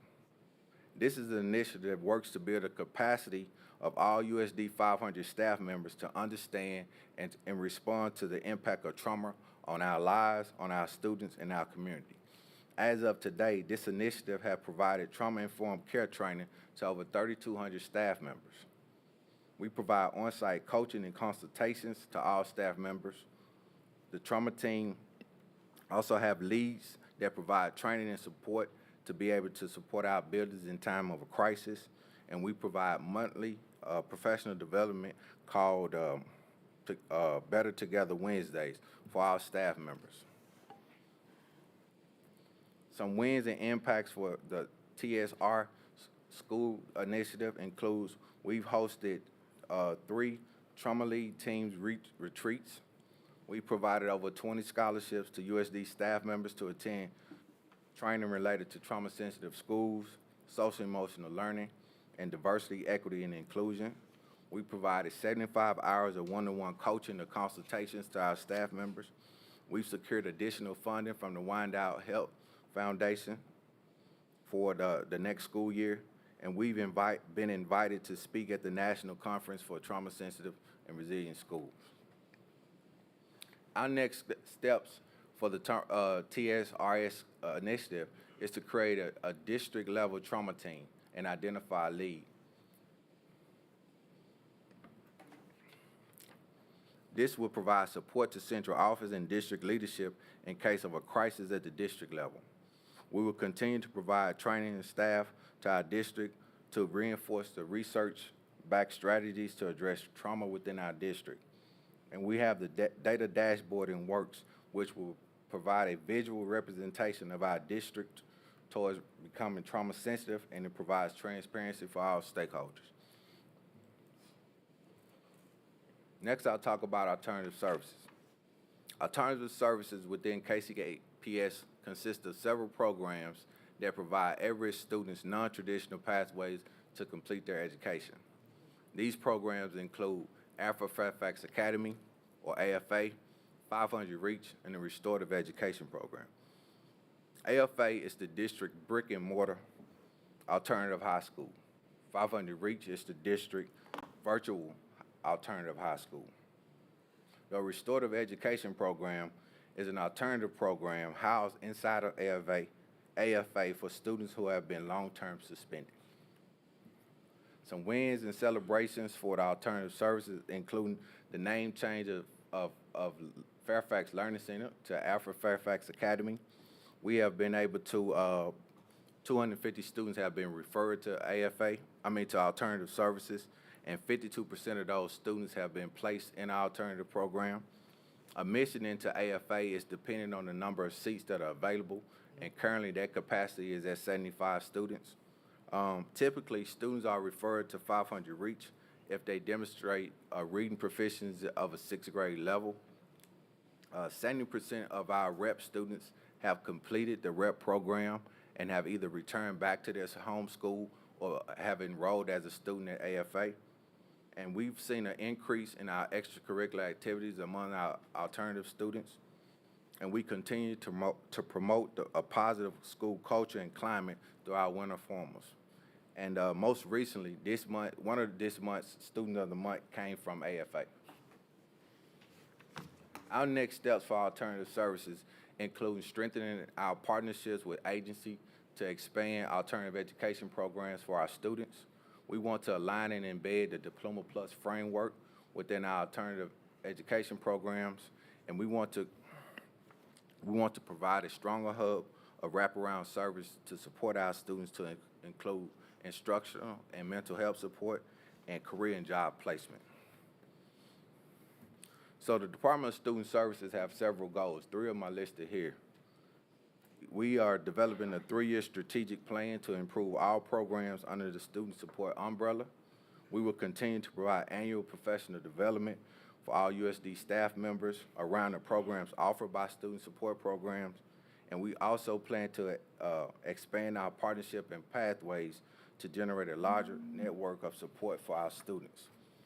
So the programs shared with you tonight caters to the whole child, from early childhood to high school. We care about improving the academic and social-emotional wellness of our students. We are making professional development and expanding our partnerships the cornerstone to impact our students in a positive way, as well as the community. Are there any questions? Thank you, Ms. Chauvin and Mr. Collins, for the information. Any questions or comments from board members? Ms. Russell, please. So first, I just want to publicly thank you for showing me what unsafe conditions are. You're welcome. Keeping in light around the data that we saw around suspensions, looking specifically at the code of conduct and going to the class 2 resolutions. Within those resolutions, for some of the things that we're seeing disproportionate numbers of students suspended for, within this resolution, there are no out-of-school suspension resolutions that I'm seeing even through third incidents or subsequent incidents. And so I'm elevating this to you because I think this is a case where we potentially have policy or we have recommendations that I believe came to the board for my time to ensure that we were trauma-informed, but things such as unsafe conditions, things such as disruptive behavior, based on what I'm seeing, you would have had to done that multiple times before you would have been suspended out of the building. But even here, it says there should be temporary removal from the classroom setting while still in the school. And so I just want to figure out what that gap and what we're saying the solutions are for some of the things that I won't say are minor on the list of suspensions, but to me, what we're saying our process and our protocols are don't necessarily match with what we're seeing in our suspension numbers. So I just wanted to put that into the air and say, I think that's something that we should look at more, as well as I just also want to commend you all on the work that you are doing for the code of conduct. I've heard about this advisory group and working on that, as well as your continued supports to ensure that we are looking at the whole child and not just those incidents that take place in behavior. So thank you. You're welcome. Thank you, Ms. Russell. Ms. Page? Yeah, again, thank you for the presentation. What can we do in regard to his minority males? When the numbers you gave us, they're up, and they're not as bad as they had been. But what are we doing in terms of anger management? Teach them how to manipulate, to navigate through the system. Ms. Page, we have initiatives in place to address social emotional learning for our students. Okay. And those initiatives actually work if they're implemented. So at this point, we are implementing those resources to help our students. Okay. And then is there anything that you are doing to engage the parents to get them involved? Do you have any special programs for them, or are you beginning, because we're looking at the child, but they also are coming from a family. So what are we doing to include the family in that process? I didn't know if I missed it or if something is coming up. I'll let Dr. Wilson answer. Okay. We do have some things that we're working on. We try and build capacity at the schools to make sure that they have a place of connectedness for our families. And so a lot of the restorative conversations, when students are suspended or there's an issue and they send it to us, a lot of times we'll help them triage and come back. And Mr. Collins or one of our team members will go on the campus and actually sit there and participate in the restorative conversation with administrators, the teacher, and the families as well. And I think that's been a huge difference in making sure that we keep students that feel connected to the school. So when you talk about males, we are looking at kind of crafting for the district what a male mentoring program could look like, because we do know there's a population of students that begin to unplug and disengage from school for a variety of reasons. And those students do need almost a tier 2 touch. They need that extra layer of a relationship and somebody to talk to so that they don't disengage from the school and say, I'm going to choose other behaviors. Okay. I'm glad to hear you say that, because people need to know that we are trying to do that and you're trying to engage with them. So I do appreciate, thank you. Yes, ma'am. Okay. Thank you. And I'll add as well, I think something that you talked about, Mr. Collins, and this team has talked about several times is the trauma-sensitive schools piece and the trauma-sensitive practices that we're, continue to train. And it takes several years for that to really, while you're implementing, to really see some of the results and positive outcomes from that. But I know just from my work side, that's a lot of what we work in around trauma-sensitive and trauma-informed care, which addresses the whole child and the family and the parents, and trying to address some of the trauma that a student enters the classroom with, and trying to figure out how to meet that student where they're at, including the family unit, parents, or whoever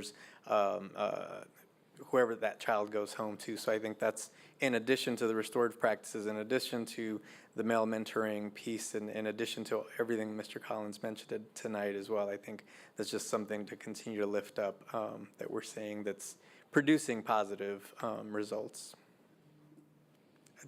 Ms. Russell? And I don't want to downplay your comments. However, I also want to be really honest that our historical data has showed us that we disproportionately suspend Black African-American males. And unfortunately, yes, I understand that it takes time for those to happen, but that means that there are more African-American males leaving our buildings not ready for the world because we either failed them by allowing them to spend more time out of school, or their grades weren't good enough, or this, that, and the other, and that does lead to that continued system of bad choices, bad behaviors. And I urge this board, and it sounds like there are things in place or in the works that we can address those the gap between African American students and the rest of our populations.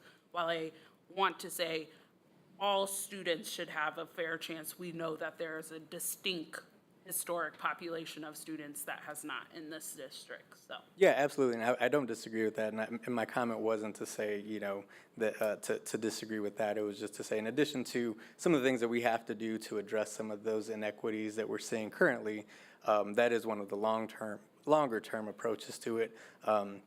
But you're right. I mean, I think there are things through policy, making sure that we're following through on some of the policy that you brought up, and addressing things to impact some of those inequities that we're seeing, the disproportionate number of African American and Latinos that are being suspended historically. I mean, I think there are things that we need to continue to lift up, but all together, right? All of those initiatives together, I think, will help us address. But you're absolutely right. I mean, there's a lot going on right now that I think we need to make sure that we're understanding and addressing, and that's part of that data that we're digging into.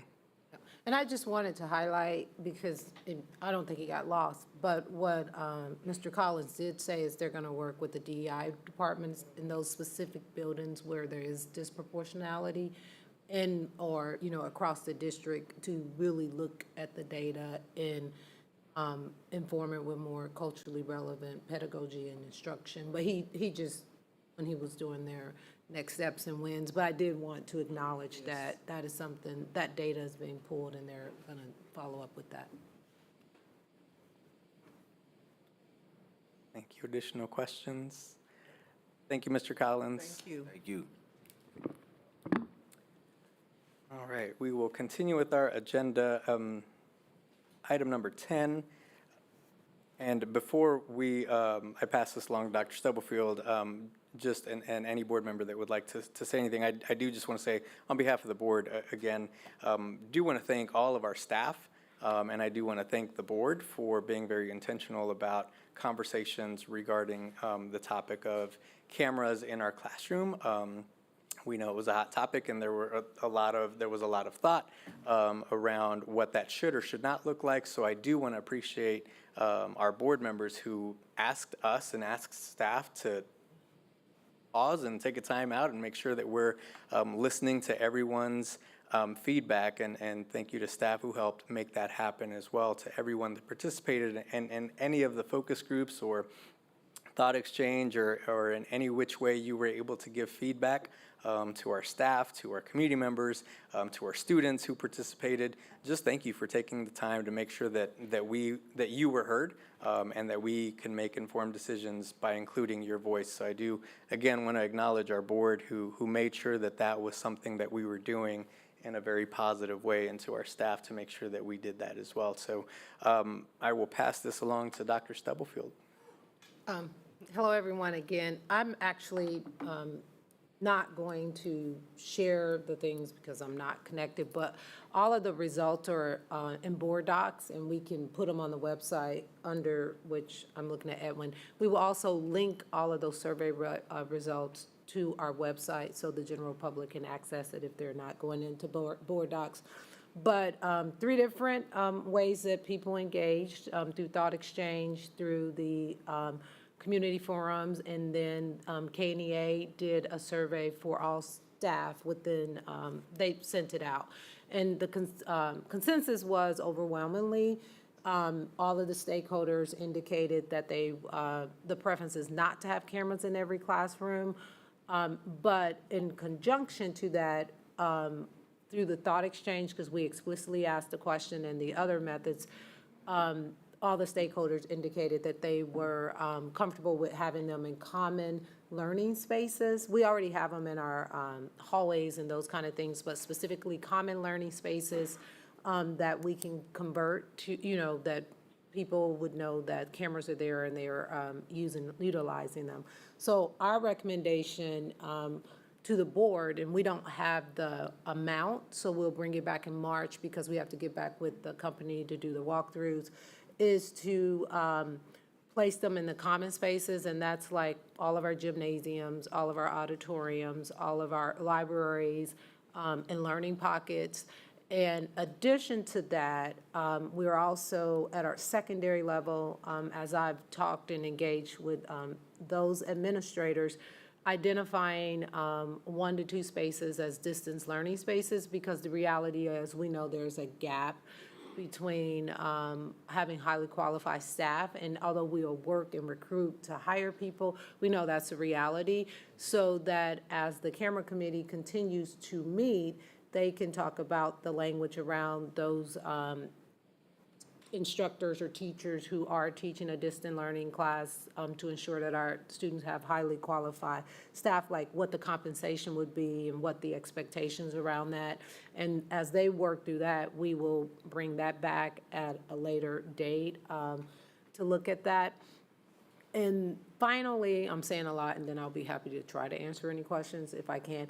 Finally, the last thing that Dom DeRosa, who's the KNEA local president, and I met, and one of the things that did come up for some teachers, and we don't know exactly how many, they asked about the option in their particular classroom if they wanted to opt in to having cameras and having teacher control around it.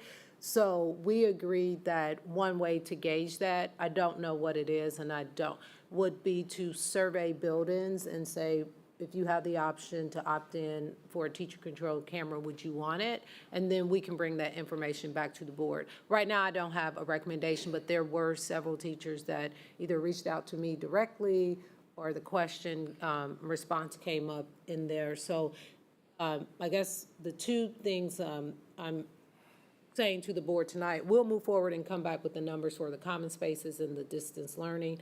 I'm asking the board, do you oppose or have concerns about us and jointly with KNEA asking teachers building by building? Teachers wouldn't necessarily at this point have to identify who they are. It would be a simple yes or no. So like if FL Sligo has 100 staff, and if 20% came back saying that, yes, I will want, then we could bring it back and determine next steps to explore it. But there were some teachers who wanted it for safety reasons based off the equipment that they have in their room. I'm just using one example, based off the equipment they have in their room, like when they're monitoring a student over here, like it was around that. But we didn't tease it out, and whatever is the will of the board is how we would pursue that. Otherwise, we would just be pursuing common spaces and those distant learning spaces in our secondary buildings. Thank you, Dr. Stubblefield. So again, board, tonight. One Oh, last thing. yeah, please. So there was a whole list of how to use the money differently, but until we have the total of what it would cost in the common space, we wouldn't have the number, like the difference in that amount, so that the board can then look at it and say how they, based off that, what individuals share, we can give recommendations on how to allocate it, but we don't have that cost yet until we go back and subtract the cost for the common spaces. That's the other thing. So we did hear what other people, we do have the information on how to allocate the money differently. Great, thank you. And again, so board, tonight, we're not being necessarily asked to act on anything. We do have information, it's in the board docs. In addition, just wanted to point out that, again, Mr. DeRosa also included the association's survey results, so that's also in your board packet as well for you to review. Again, it's not being recommended to install cameras in every classroom, but staff will come back with exploring the cost of installation in those common areas and learning spaces. So that will be brought back hopefully in a month or so in the March meeting. It'll be March. The company needs to walk through with our IT, and it goes through the end of February. So it'll be in the March meeting when we would have the cost. Thank you. But we are being asked if there was any concern or opposition to working with the association and Mr. DeRosa to ask staff whether that's something that as a teacher they would want to see in their classroom to opt in. So that is something being asked of the board to discuss tonight. Again, I'll open the floor for any questions, comments, but again, I do just want to say thank you to everyone that participated to make sure that we had your feedback and input as we make any decisions moving forward. So again, thank you, and I saw Ms. Russell, your hand up. Yeah, I just wanted to echo your remarks at the beginning, thanking our community and everyone that used all mediums to communicate their opinions around cameras in the classroom.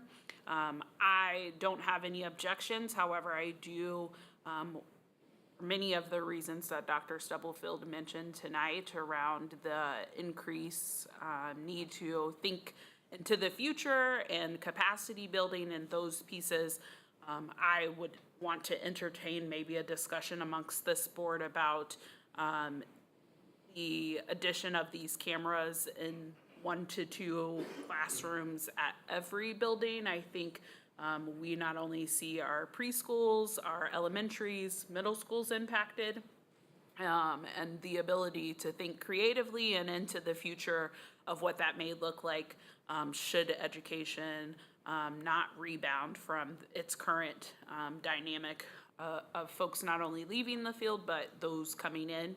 And so entertaining that conversation, as well as there was a really great suggestion throughout the listening around remote camera stands. So one of the tools that was said that was a benefit was the ability to record your class and to be able to have an instructional coach or whomever provide feedback. And this individual suggested remote stands that you could check out and bring into your classroom during one period. And so just thinking, like, if we are committed to that coaching piece, like, how do we add that into it so it's not just this thing that sits on the wall 24/7, but it's something that I can opt into or say, hey, this would be helpful, or I could still have these co-teaching without this camera sitting there watching me 24/7. And so I think I heard people say they would be interested in those opportunities to, whether it's class pen pals or however it is used, they just didn't want Big Brother watching them all the time. And so I think those are the two things that come back to me, that come to my mind before we then decide how else to use the funds to make sure, hey, if we have this opportunity, 200 people did say in our district, teachers, I don't know if this was just teachers or if it was staff, in that survey, that KNEA, that they were interested. And so I think there are also some meet in the middle places, 1 to 2 classrooms plus these remote camera stands. I think there's some meet in the middle, but there also is how do we as a board also look into the future, because this is a one-time opportunity, and so that's what I had to add. That's excellent. Thank you, Ms. Russell. I would agree on everything you stated in this, this one-time opportunity to be able to do that and find some way to be forward-looking in terms of what education looks like and how we can do that. So I thank you for your remarks. Other thoughts or questions, comments, concerns? This is Yolanda. I would just add that I also agree with the comments that Ms. Russell made as well, to be able to have the ability for teachers and staff to be able to use those. So I think goes back to what Dr. Stubblefield mentioned as well. Thank you, Ms. Clark. Ms. Page? Yeah, I would agree also, because I think we're living at a time where people aren't running to major in education, and whether we think it's realistic or not, it may be the wave of the future to have someone teaching via screen. Whether we want it or not, it doesn't seem it seems impersonal, but if we don't have the manpower, then we have to do what we have to do. So we can experiment with that. And then I know some teachers who said they would love to turn the camera on. They didn't see it as a disadvantage. So there may be someone who wants to be that pilot person to put the camera on and see how it works, and be willing to journal and share. Say, I didn't feel threatened, my kids didn't feel threatened.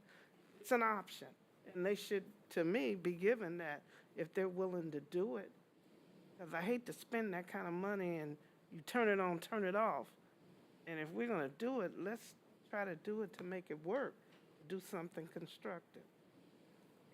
Great. Thank you, Ms. Page.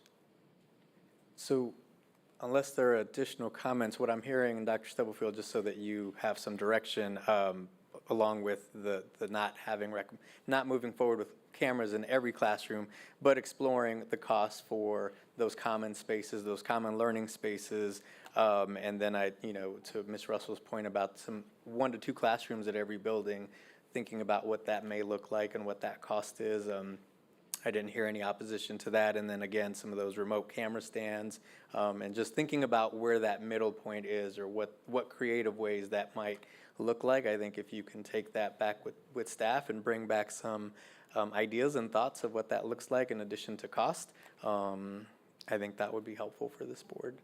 Okay, thank you. And we'll send the survey so you'll have that data as well. So I'll get with Mr. DeRosa and craft it, and we'll send it out.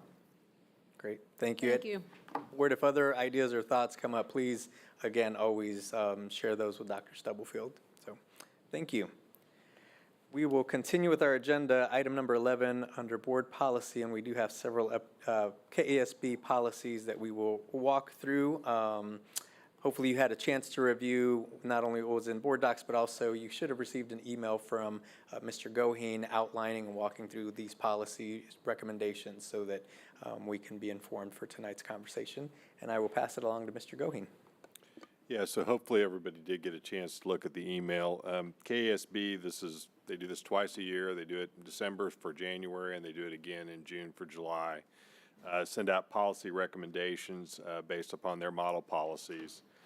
They've got 9 policy recommended changes this time. And as I kind of walk through an outline, and I'm happy to discuss any of the particular changes that they're recommending, there are actually only 2 of the 9 that I would recommend that you guys adopt. The first is ASB is recommending that the board eliminate board policy LED. Board policy LED deals with family night and prohibits any school activities on a Sunday. It's sort of an antiquated policy, and it's not one that I'm sure that districts are actually following. It does give a carve-out to let the board give specific approval to let an event occur on a Sunday. If you want to maintain it, that's fine, but KSB is recommending getting rid of it for flexibility purposes, and that makes sense to me. The other one that we're recommending that the board adopt or go with the changes is policy IDAB, which is support programs. Basically, these are your dropout prevention programs, homebound instruction programs, things like that. There's a policy recommended change in the section specifically dealing with dropout prevention and homebound instruction. I think those suggested recommendations look acceptable. I would modify the KSB recommended change to make it so that it's superintendent or designee, so that it's not just the superintendent that can make the proposals that are required within that policy. So those are the only two that we're recommending. The others, for the reasons that I outlined in my email, I don't think you guys should adopt, but I'm happy to discuss any of those if you guys want to. And then, once we're done with that, I've got to deal with the graduation one. Are there any questions for Mr. Goheen on the recommendations to delete policy LED or the recommendations for IDAB? Hearing none, so, and these have to go through the 3 reads, so we would have to read, so. This would be the first read being to eliminate policy LED and to make the recommended changes to policy IDAB. So is there a motion to eliminate, to accept for first read, eliminating policy LED? So move. Second. Moved and seconded. Are there questions or discussion? Seeing none, Ms. Smith, roll call, please. Yolanda Clark, Yolanda Clark, yes. Maxine Drew, Maxine Drew, yes. Janie Humphries, Janie Humphries, yes. Randy Lopez, Randy Lopez, yes. Wanda Brownlee Page, The Brownlee Page, yes. Rachel Russell. Rachel Russell, yes. Thank you. Motion carries. Thank you. Is there a motion to accept for first read changes to policy IDAB to be adopted, and Mr. Goheen, if I say this incorrectly, please correct me, to adopt the policy changes to include the words superintendent or designee? So moved. Second. Moved and seconded. Any questions or discussion? Ms. Russell? This doesn't come as a surprise because I did talk to Dr. Stubblefield about this today. I will move forward with tonight's first read. However, I would like for the board to consider, and I'm happy to email out language at a later time with support programs, policy IDAB, to include violence and anti-violence and bullying programs as additional support programs. I think we discussed that there is some language in here that could indicate that as part of either the drug education program or other program, but I think as we continue to see a rise in violence in our community as well as bullying, to ensure that support programs are clearly outlined and defined as what the board would like to see carried out by the superintendent or her designee. So. Thank you, Ms. Russell. So you said you'll email that to, or? Well, really, I'm going to email Greg. And okay. Then I'll put it in there and circulate it. Perfect. Thank you. Any other thoughts or questions, comments? Okay. Seeing none, Ms. Smith, roll call, please. Yolanda Clark, Yolanda Clark, yes. Maxine Drew, Maxine Drew, yes. Janie Humphries, Janie, yes. Randy Lopez, Randy Lopez, yes. Wanda Brownlee Page, Wanda Brownlee Page, yes. Rachel Russell. Rachel Russell, yes. Thank you. Thank you. So the other policy that we have in front of the board is not part of the KSB recommended changes, but this is the graduation requirement policy, IHF. And you should have in board docs, this should look familiar to you because we talked about it as a board, I think in September. I might have my month off. And there was quite a bit of discussion about whether or not to include different types of diplomas depending upon what the students did. And we also got some additional information from KSDE that came down since that time period. And looking back at the motions and what was voted on by the board at that time, we think it was worth bringing back from a clarity standpoint, that we think that our recommendation is to include, and the district's administration's recommendation is to include language for these different types of diplomas.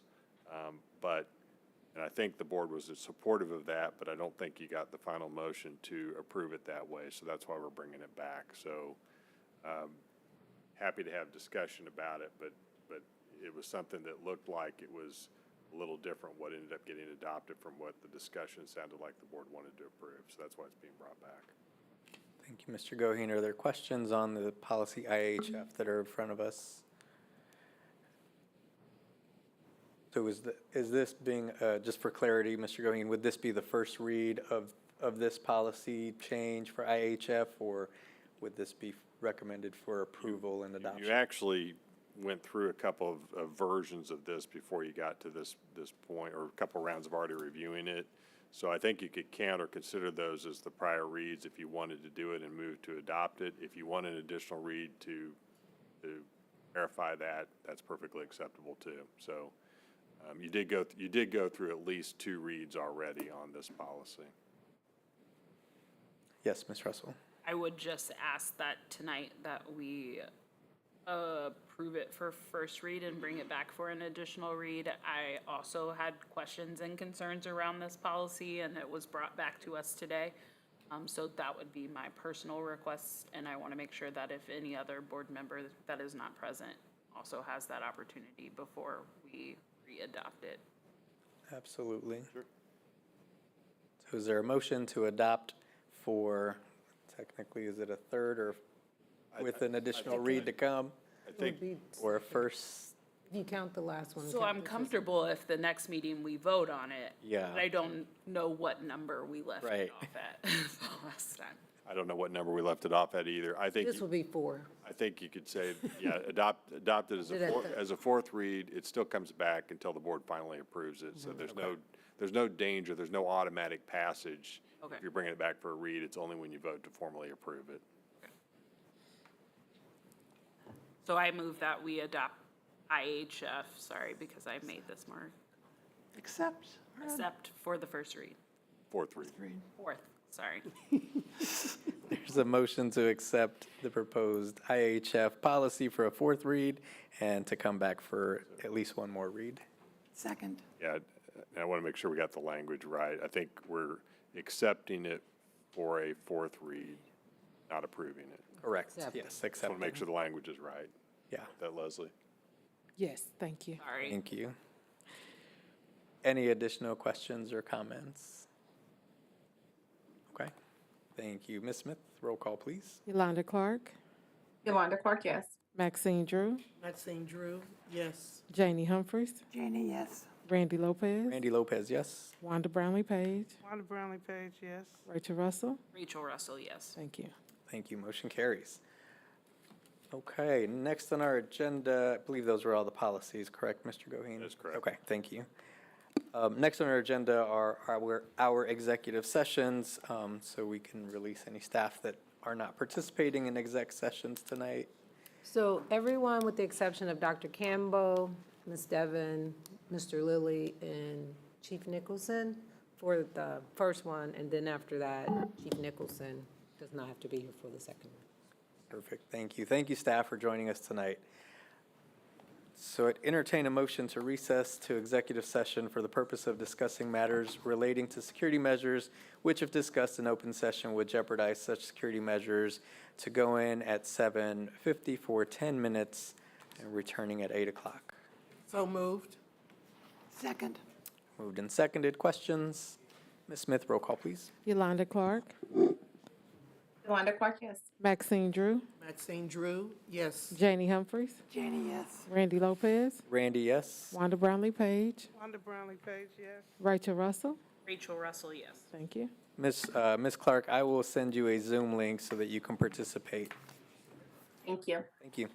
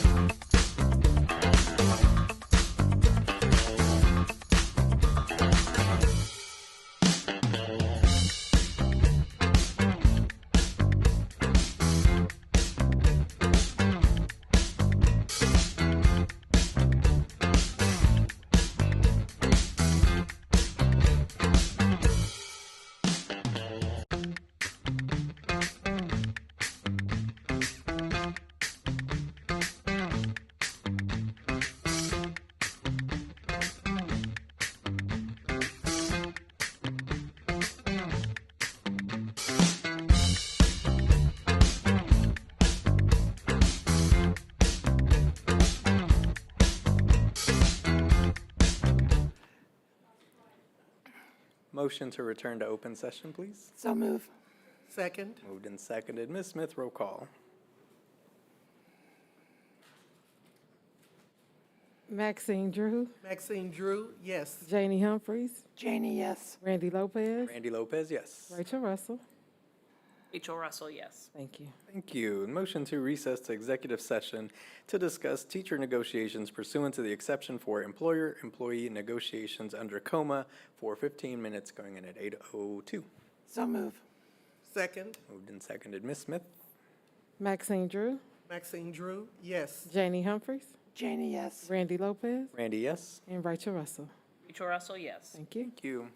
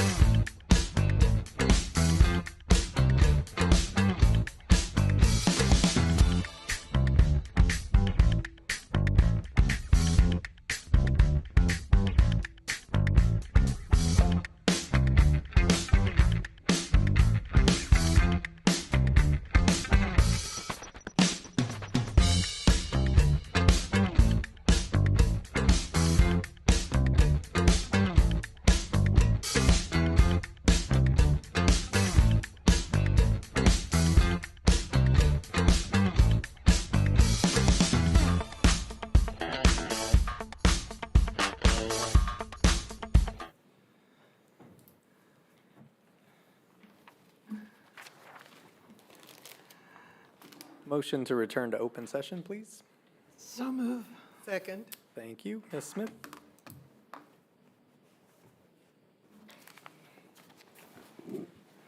Yolanda Clark, Maxine Drew, Maxine Drew, yes. Janie Humphries, Janie Humphries, yes. Randy Lopez, Randy Lopez, yes? Wanda Brownlee Page, Wanda Brownlee Page, yes. Rachel Russell. Rachel Russell, yes. Thank you. Thank you. Any last announcements? I don't think so. Everybody be safe getting home tonight. Thank you for your time tonight, board and staff. This meeting is adjourned. Have a good night.